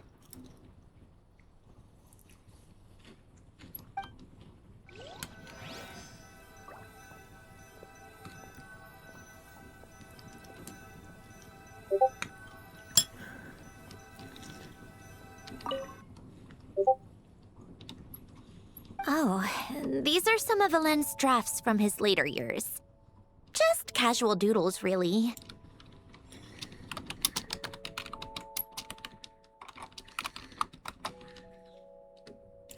And these are just some unimportant letters. I couldn't be bothered to sort through them before I left. I might make you have some closure if you do now. Man, I'm so sad. I'm like so sad for no reason. Oh, there's still fire. Old notes.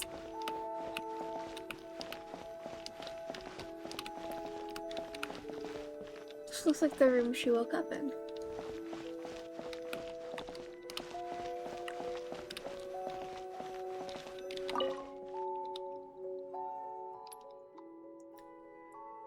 This was Alen's workbench. Later on, of course, it became mine. It's where both Polonia and I were brought to life. Before Alen was bedbound, this is where he would teach me about mechanics. I would sit and listen, chiming in with questions here and there. Later on, when he got too sick, I took over and would work on Polonia here.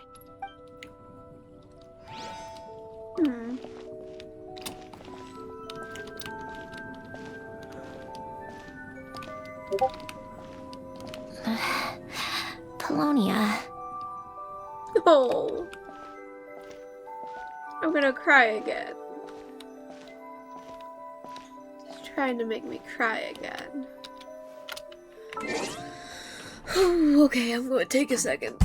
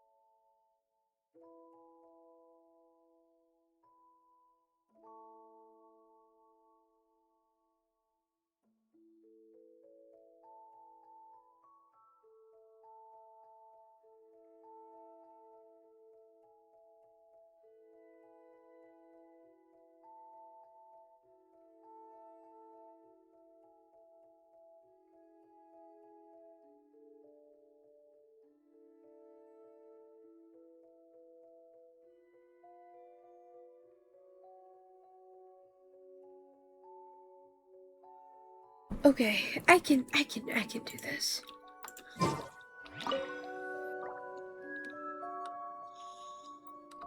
Oh, I played with these when I was little. Oh, you were little, what? During the first few months after I was created, I mean. At first, Alen and I would play together, but it didn't take long for me to become unbeatable. So, Polonia and I played together instead. You make me sad. These don't look like Paimon's kind of games. Logic and math puzzles? Those happen to be my specialty. It's been so long. What do you say? Should we play a few rounds? Let's go with this one. The gears on the left are stacked from largest to smallest. The goal is to move them to the other side in the fewest number of moves. Just remember, you can't stack a bigger gear on top of a smaller one.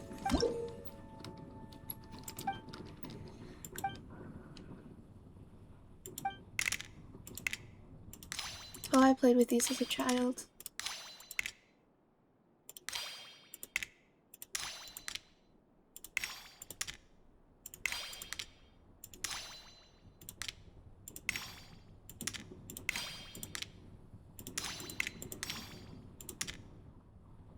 Nope, I messed up.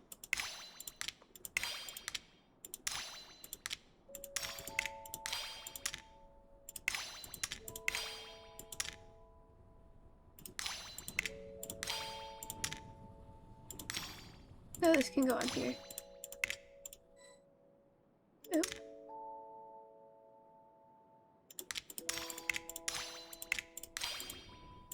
Now I move this.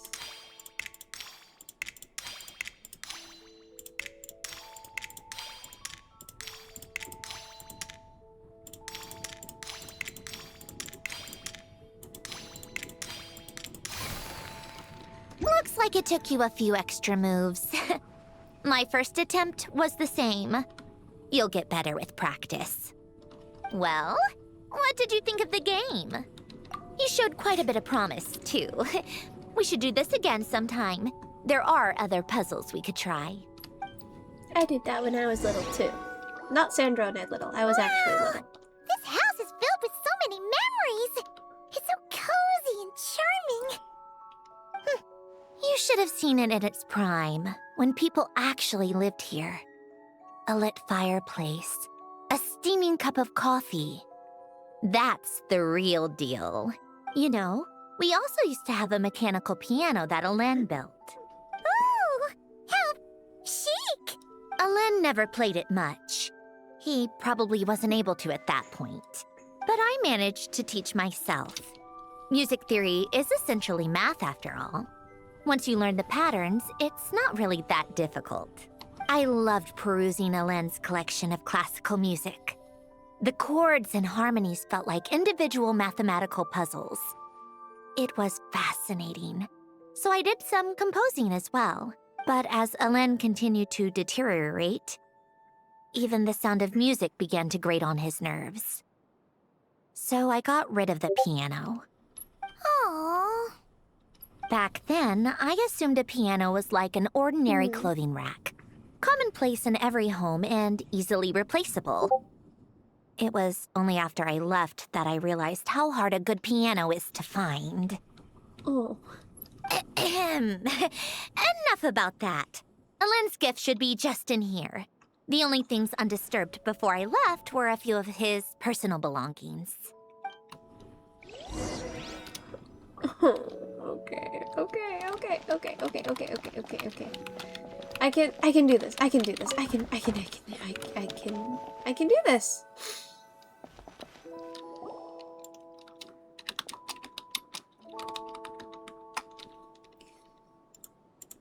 Wait, there's a hidden compartment at the back of this box. Looks like it's locked with some kind of gear mechanism. Knowing you, Alen, I'm guessing it goes like this, then like this. Got it. Am I a genius or what? Very genius. Let's see here. A box? Well, you gonna open it?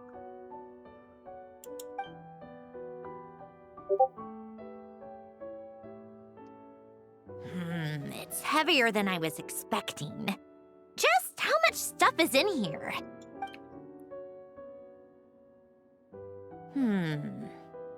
A letter? And a bunch of junk underneath it. None of it seems that important. Wait a second. This should be it.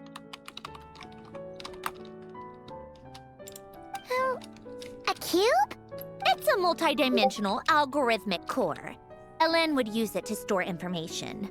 Only Polonia and I have access. All right, I'll start looking into the core and the letter. Feel free to go through the rest of the stuff and see if there's anything useful.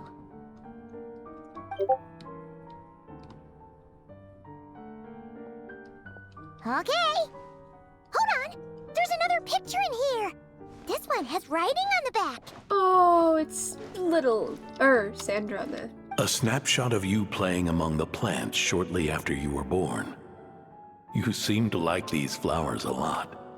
May you grow and flourish just as they do.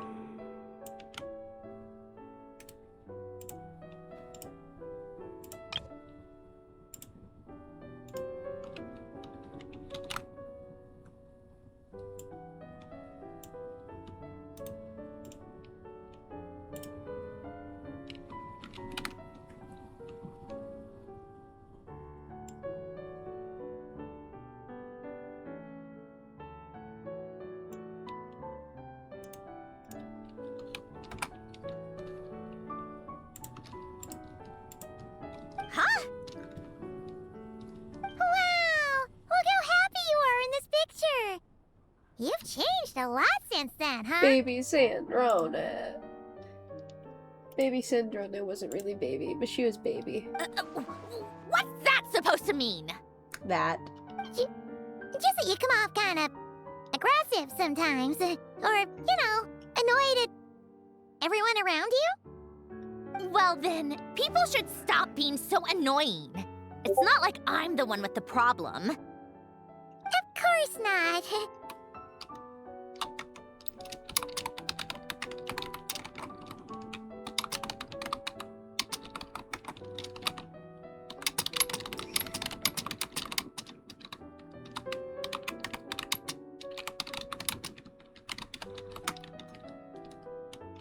Oh, here's something else. Looks like a piece of paper torn out from somewhere. Today, I solved another math puzzle and made a breakthrough on a construction problem the Institute has been stuck on for years. Am I a genius or what? Oh, it sounds just like her. No, wait, that's From now on, I should have people address me as Her Highness the Clockwork Princess, unraveler of all reason. Oh, wait. Baby Sandrona was cute. Nope. No more of that. I thought I tore this page out. You wrote this? Then how did it get... Wait, there's more writing at the bottom. You seem to have developed a distaste for this particular entry, considering I found it in the trash. I'm sorry, but I could not help but hold on to it. Forgive me. Lynn! Don't be embarrassed. Everyone goes through a phase like that.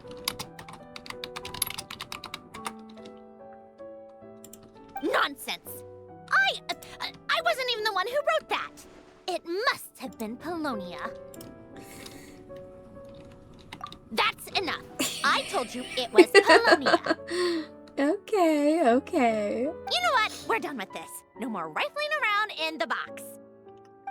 Just put it down and let me read the letter.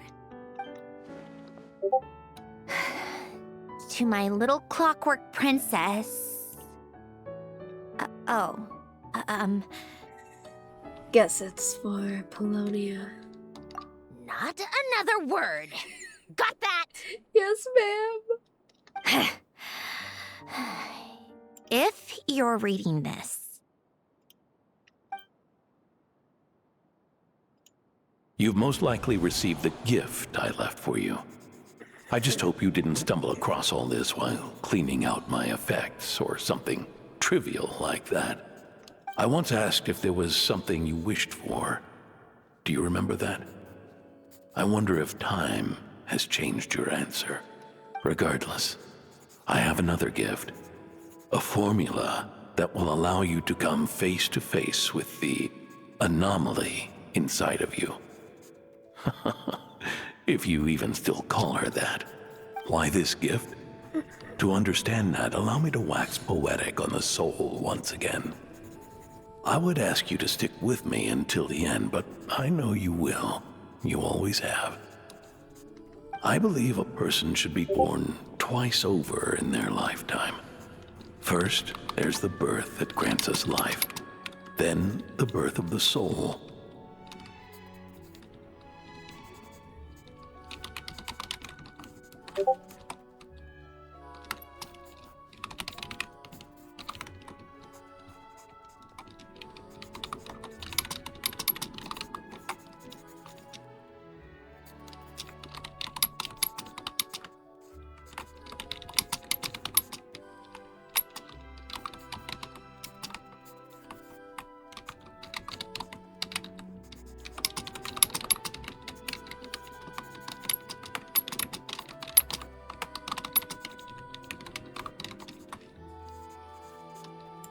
It's a matter of transforming the life bestowed upon us into the life we choose for ourselves. And to do that, we must look inward. We must make a conscious choice to define the meaning of our life, instead of allowing the happenstance of our existence to pass us by. This is the process of recognizing the soul that lives within us.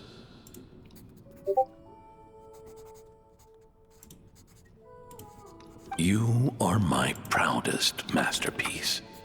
I told you that long ago. But to me, you have never been a creation or a machine. To me, you're just like the rest of us. In fact, some theories think of the human brain as nothing more than a machine, and thought the product of its computations.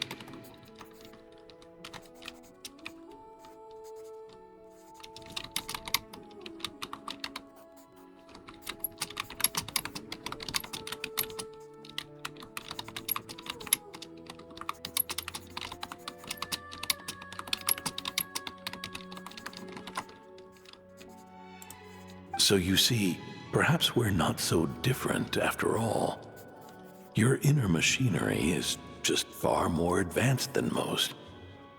No matter how one looks at it, the heart is a complex thing, a place where logic and reason collide with our emotions. Your computational capacity allowed you to become sentient and develop logical reasoning. But it also granted you something that on the surface, might seem contradictory. Emotions and logic often clash with each other, and those instances of discord can accumulate over time. That is the source of what you refer to as the anomalies within you.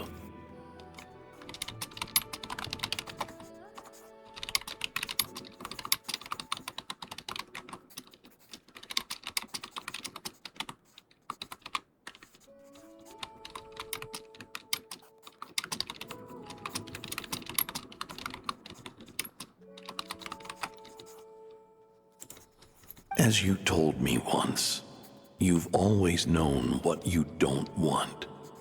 Yet you've never wished for anything in particular. Similar to how a blind person can feel when a part of their body is in pain without being able to fully visualize its form, such is your relationship with your soul.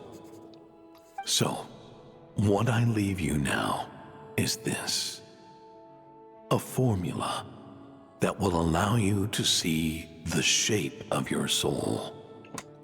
For if you want to protect your heart, you must first be able to recognize it within yourself.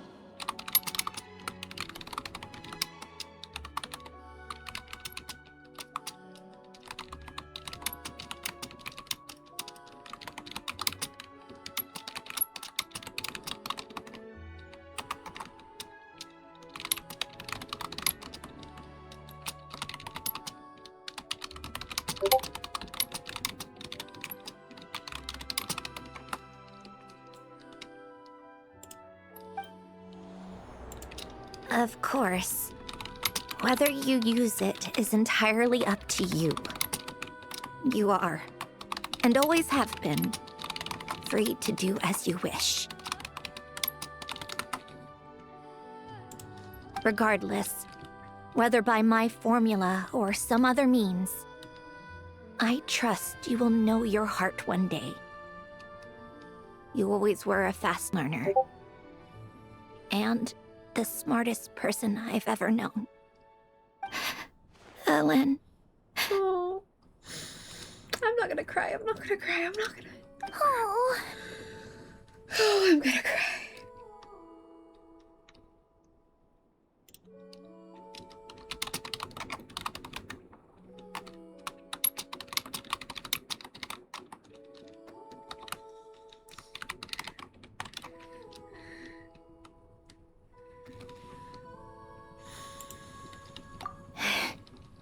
I'm fine. I'm not. I've already figured out how this formula works. Let's get out of here and then we can use it. You made up your mind already? You're gonna do it? Why wouldn't I? Resolving the anomalies within my core is the reason I came here in the first place.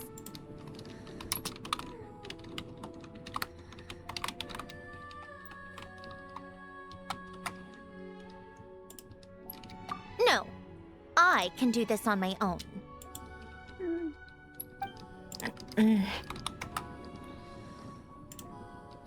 But, do you want to watch?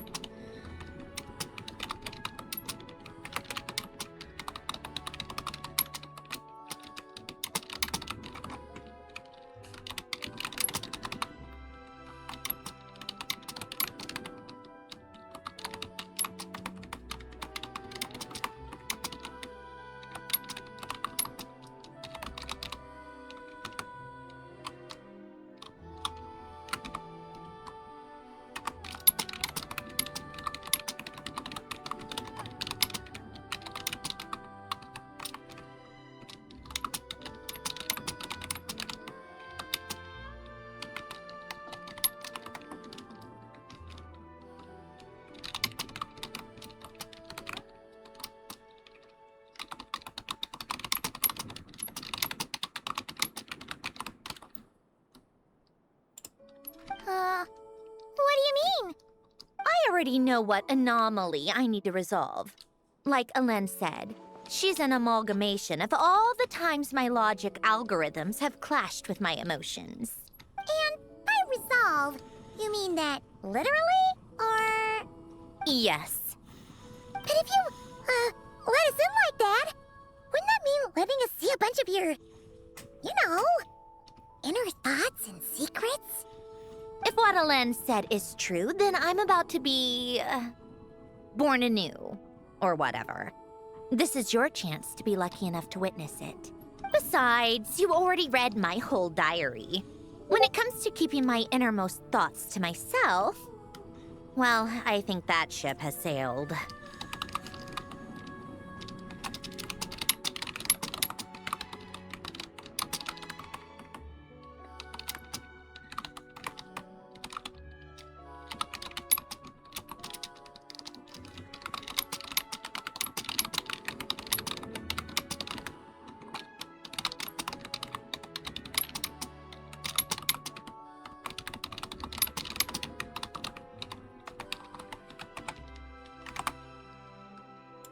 You really sure about this?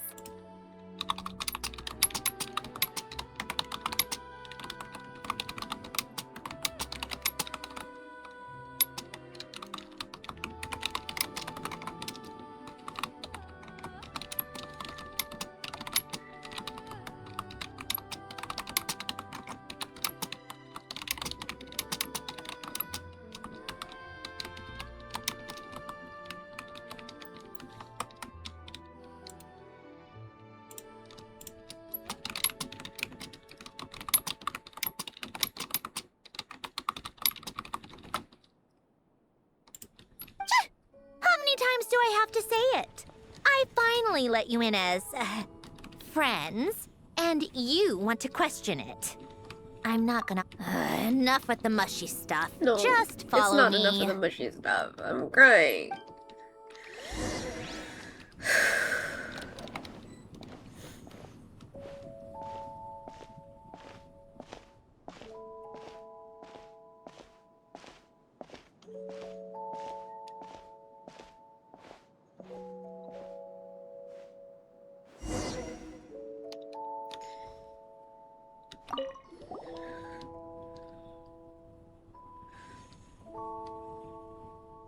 All right. With the numerological array, I can construct a simple formula that will allow you to experience what I see and hear in real time.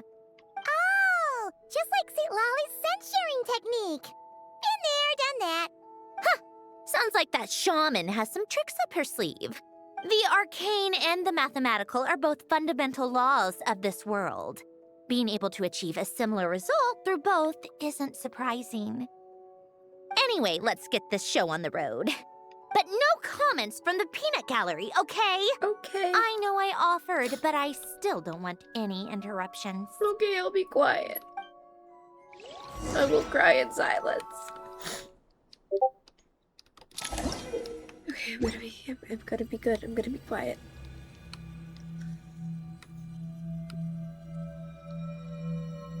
Is this my heart? No, it's probably just the result of Alen's formula. A space dedicated to resolving anomalies. Huh. But it looks like the walls are all... mirrors? You made it. About time. Is that me? From the past? You just spoke of anomalies. Well, here I am. What happens when emotion contradicts reason? Shall we sit down and talk?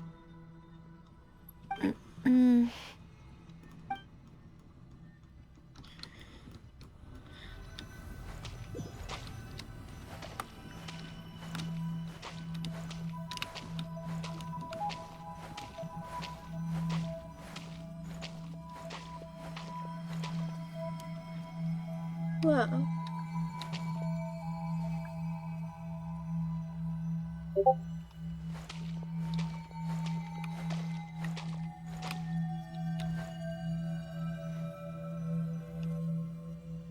The longer dress looks better still. And I miss the like dark on the top of the chest.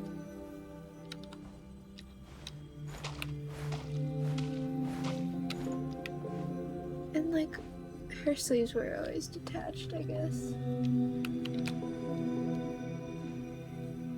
Yeah.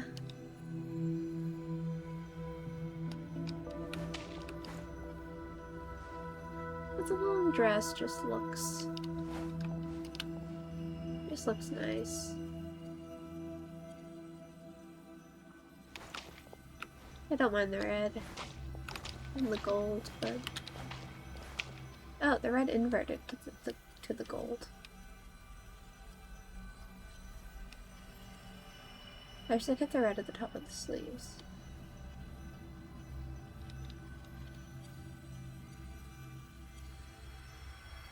Hmm. Yeah, no, I just missed the longer skirt. Okay, now I'll be quiet. Now I'll be quiet.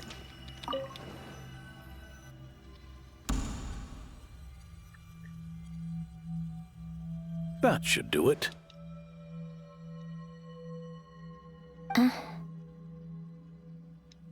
Hello? My name is Alain Guillotin. Can you hear me? Brings back memories, doesn't it? The time we spent here. Here. I want you to have this. A notebook? You can use it to write things down. I don't need to write things down. I have unlimited memory. Even so, some things are more important than others, right? You can use it to write about the things that matter. So you wish me to carry out a basic priority sorting operation? I suppose you can think of it like that for now. But journaling is also an act of finding oneself.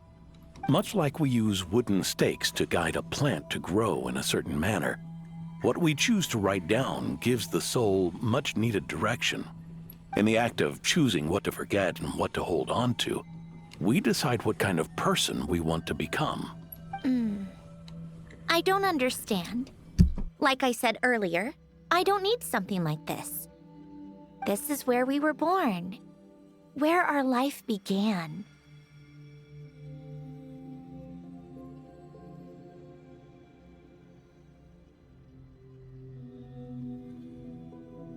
Mornings of tending to the garden. Afternoons spent cleaning, reading, or studying. Evenings of cozying up by the fire, listening to Alain share stories about his past.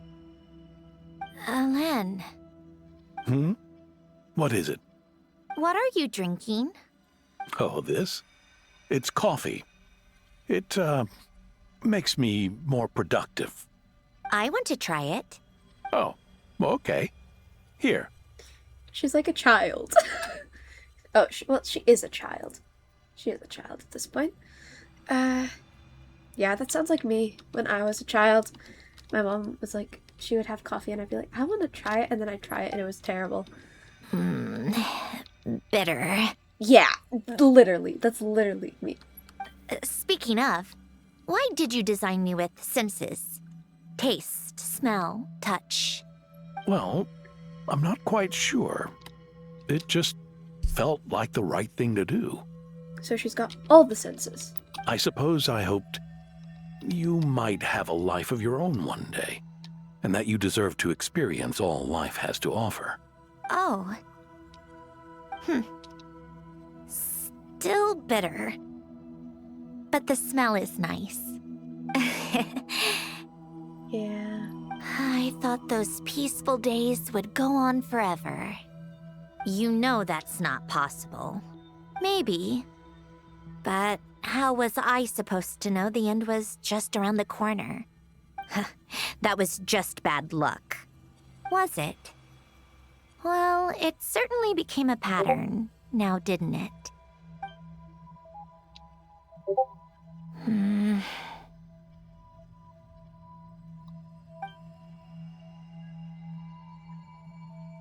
Over time, one of the habits we picked up from Alain was a love of coffee.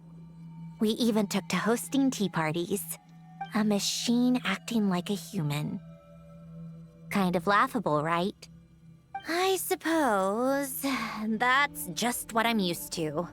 Yeah, that's just what we're used to. Hey, this place isn't half bad. Great spot for a party.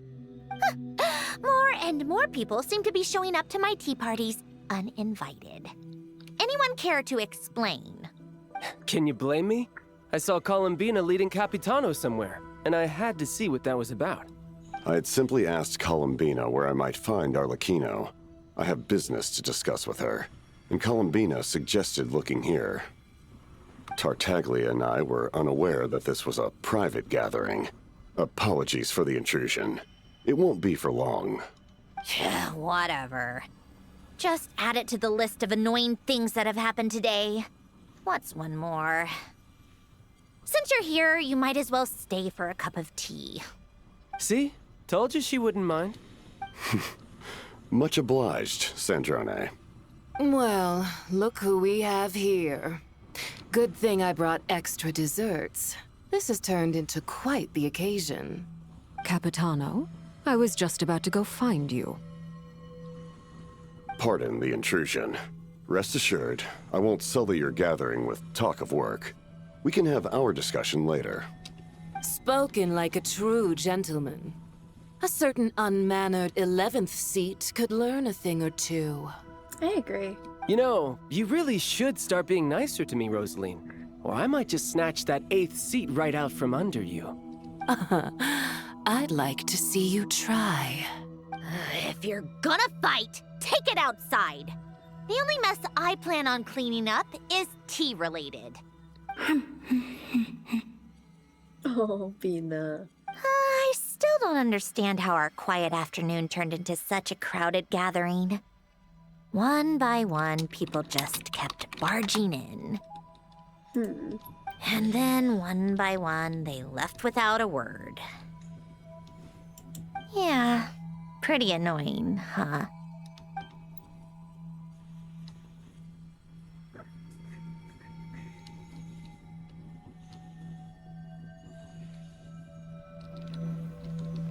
Mastertown and Bina. Of all my days with the Fatui, the times I spent with you, Arlecchino, and Rosaline, they were my favorite. You fucking lesbian. Goodbye, Sandrone. You fucking lesbians.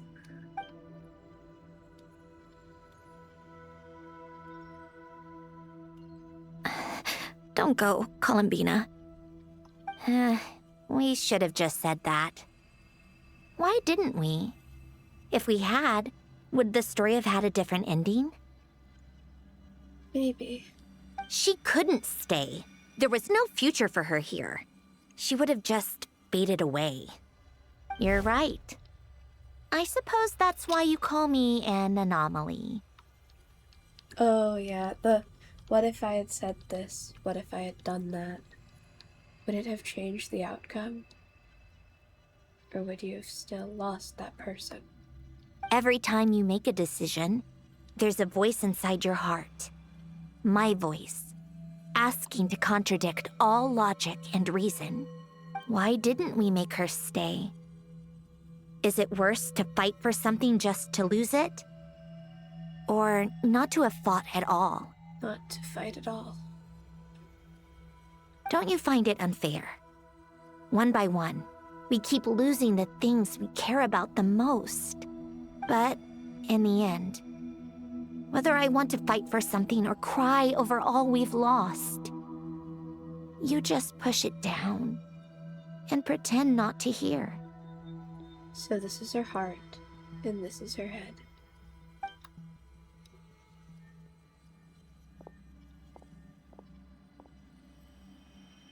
Huh.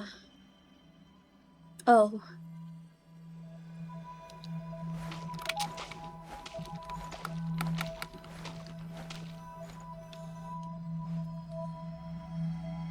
And now, even Polonia, the other half of Elend's legacy, the last remaining member of our family.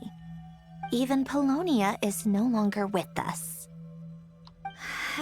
I did everything I could, but it's just like Elend always said. Polonia was one of a kind. There was no replicating what he managed to create. Don't you feel like our connection to the past is fading bit by bit? Like, even the things we have left are slowly slipping away. I suppose. But you can't move through life without having to say goodbye. And even as we experience loss, there are always new things to be gained. That is how your head and your heart butt ways, isn't it? Ever so logical. What's your take, then? It feels like the more I care about something, the faster the world takes it away. It sounds so stupid, but I can't help it. That's the hand life has dealt me time and time again. Why even fight for something that's just going to be lost in the end? Better to never have had it at all. Better if it would all just disappear. Dark, I know. But the heart wants what it wants. Maybe the stellar linchpin appeared because of me. Because of what I wish for. I don't think so. Yeah, probably not. What an anomaly wants goes against all logic and reason after all. Well, go ahead and do what you came for. You're here to resolve the anomaly, aren't you?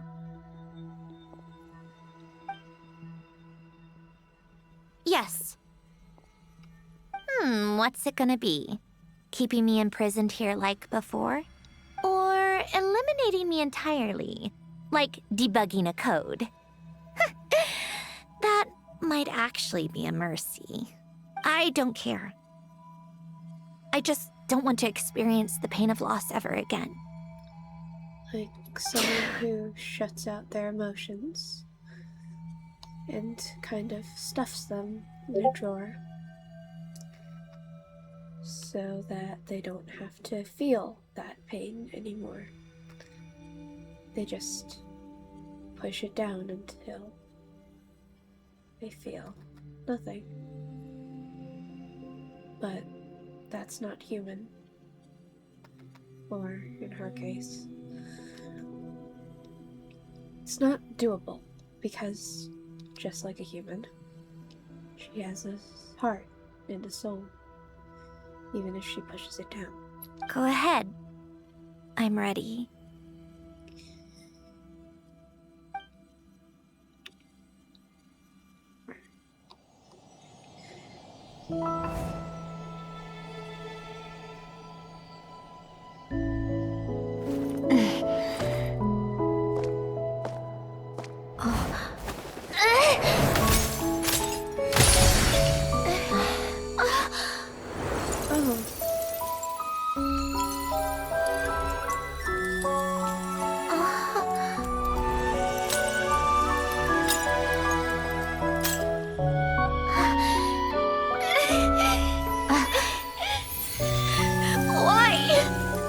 Why do we keep losing everything we care about? I know it hurts, but that's life. I wish... I know. I've always known. Because we've been one all along.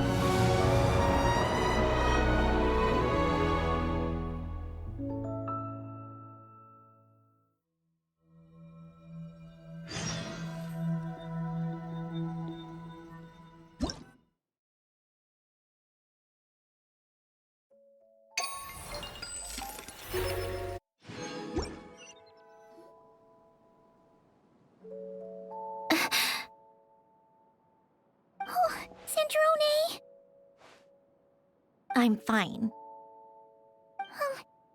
It's okay to cry, you know. Cry? You've gotta be kidding me. Save the comforting for someone who needs it, Paimon. The emotional side of my core algorithm. My emotion module has always been fully developed and operational. Elen tried to tell me that too. I've just chosen to ignore her voice all this time. That was a beautiful depiction of head and heart. Wow. I suppose. Huh. Come to think of it, it's kind of like the aquarium on the ship. The aquarium? The old me took one look at it and saw something I would inevitably lose. So I stopped putting in the effort. Then, one by one, the fish all swam away, and the place became even more bleak and depressing. Pretty pathetic, right? Don't say that. A lot of people would feel the same. It just shows how much you care about what you have. Now? After seeing what you've done with the aquarium, I have to admit, I think it's beautiful. It's like you said, we get to keep the things we gain along the way. And those are things that can never be replaced, because we choose to hold them in our hearts. Well said.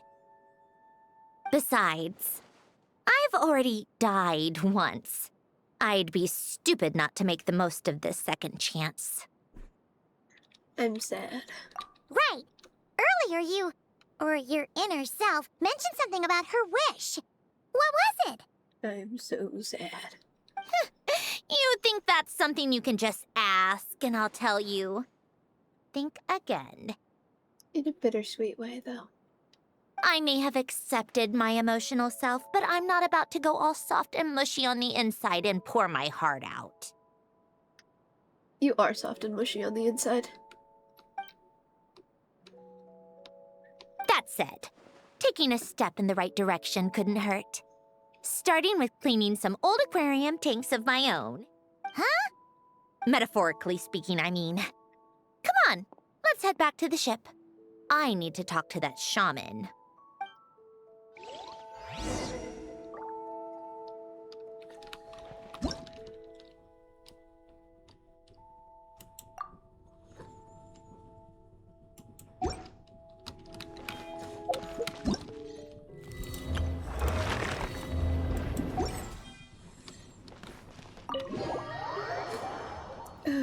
Hey.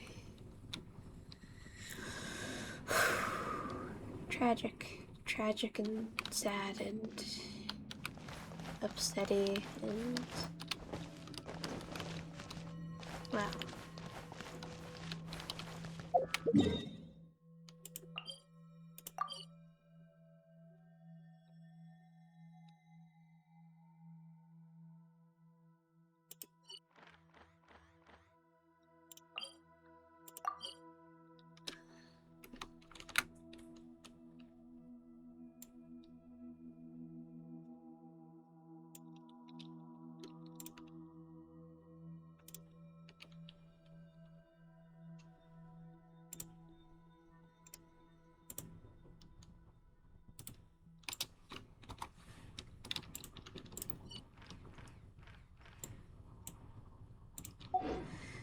I'm gonna walk out.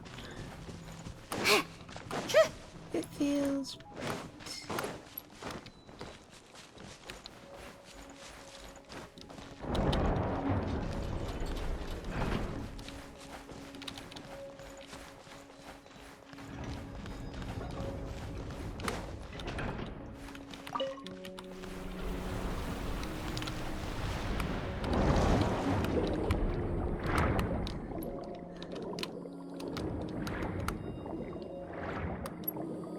So it's not a one-way mechanism. Good to know.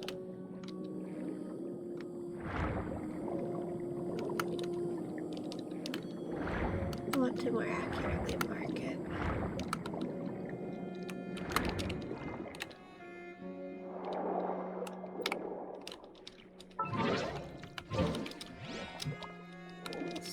This feels correct.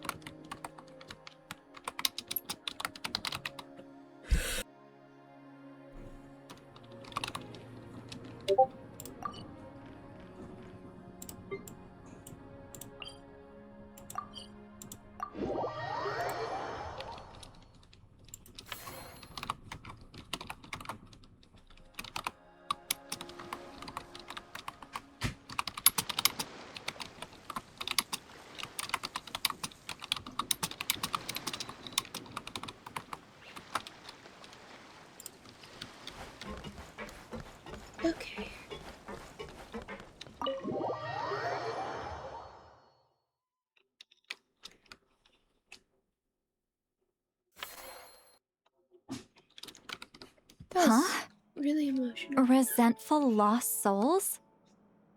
You couldn't get comfortable sleeping near the Opera Epicles, right? Well, I bet that's why. The Fountain of Lucine is where all the water in Fontaine gathers. So that's where the emotions within the water converge as well. Hold on. If it's souls we're dealing with, feeling uncomfortable should have been just the beginning. I should have been able to hear their voices or something. And under normal circumstances, I'm sure someone of your talents would have. The problem is, these souls are no longer complete. Remind me how they ended up like that again? You mentioned something about them being split apart? Yes, it's called soul severing. Renee of the Nartsitzenkreuz Ordo came up with it. After learning of Fontaine's impending doom, Renee thought if he could find a means for the soul to live on in perpetuity, it might ensure the world's salvation. Soul severing was the first step of his research. Unfortunately, his theory of the four orthants was imperfect at the time, and a failure along the way caused his physical form to dissipate. Jakob, another member of the Nartsitzenkreuz Ordo, sought to carry on Renee's legacy and restore his physical form. He even used some of the people who stood in his way as test subjects for his research. By severing their souls? Yes. After Renee successfully awakened, the two continued their research, and all the severed souls ended up merging into Renee's consciousness. After you saved Fontaine by turning Fontainians into true humans, these souls returned to the ley lines. But the souls severed before Renee awakened had nowhere to go, doomed to forever wander the waters of Fontaine as listless spirits. Almost as if they exist outside the bounds of this world. Unrecognized by the ley lines or fate. No wonder I couldn't sense them. Not only that, but over time, they began to fuse with other entities. Their inner resentment lured in all sorts of evil beings, which corrupted and defiled them into nothing more than accumulations of filth. But the full transformation must have been recent. Otherwise, the Udex surely would have noticed. Wait, no, he must know already. That would explain the underwater Melazine patrols. No wonder I kept running into officers from the Mara Chaussee Phantom earlier. In that case, let's go find Nervalette and we can sort it out together. No, not just yet. Why not? For one, the diplomatic castle alone would be a nightmare. Even though I haven't reported back to Snezhnaya yet, I'm not planning to leave the Fatui anytime soon. Besides, with me here, success is a done deal. Involving other people would just complicate things.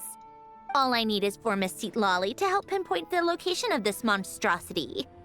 Think you can do it? With my eyes closed. This is what I do. I'm a lot better at it than manning a desk, at least. But, how exactly do you plan on resolving this soul stuff? Even to me, there's no obvious answer. Seems pretty complicated, all things considered. Just trust me. I have the perfect solution.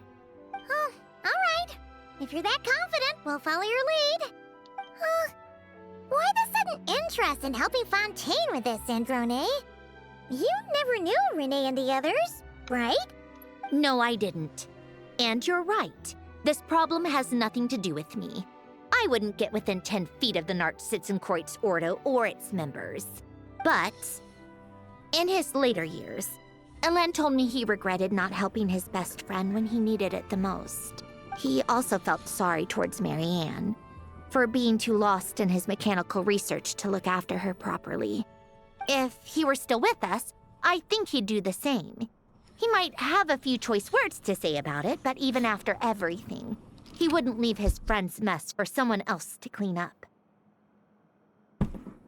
Friends shouldn't hold grudges or leave behind regrets. Fixing what happened between him and Renee was one of his greatest wishes. All I'm doing is fulfilling it in his stead. You know, you really do seem a little different now. Just a little softer. You mean everything that just happened wasn't for nothing? Why, thank you for pointing out the obvious, Paimon. Just washing off the grime of the past. Turns out, a lot can build up after being ignored for so long. What's this about aquarium tanks all of a sudden?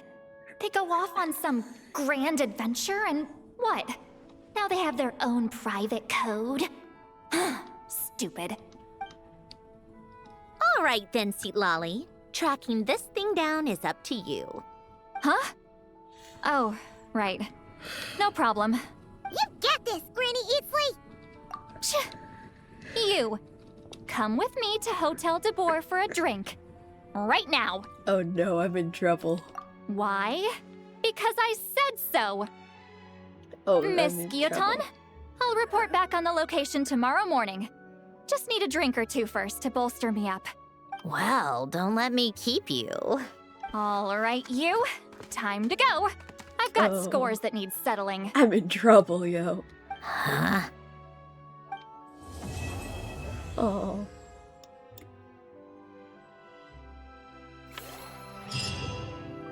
I'm gonna end this here. Oh my god.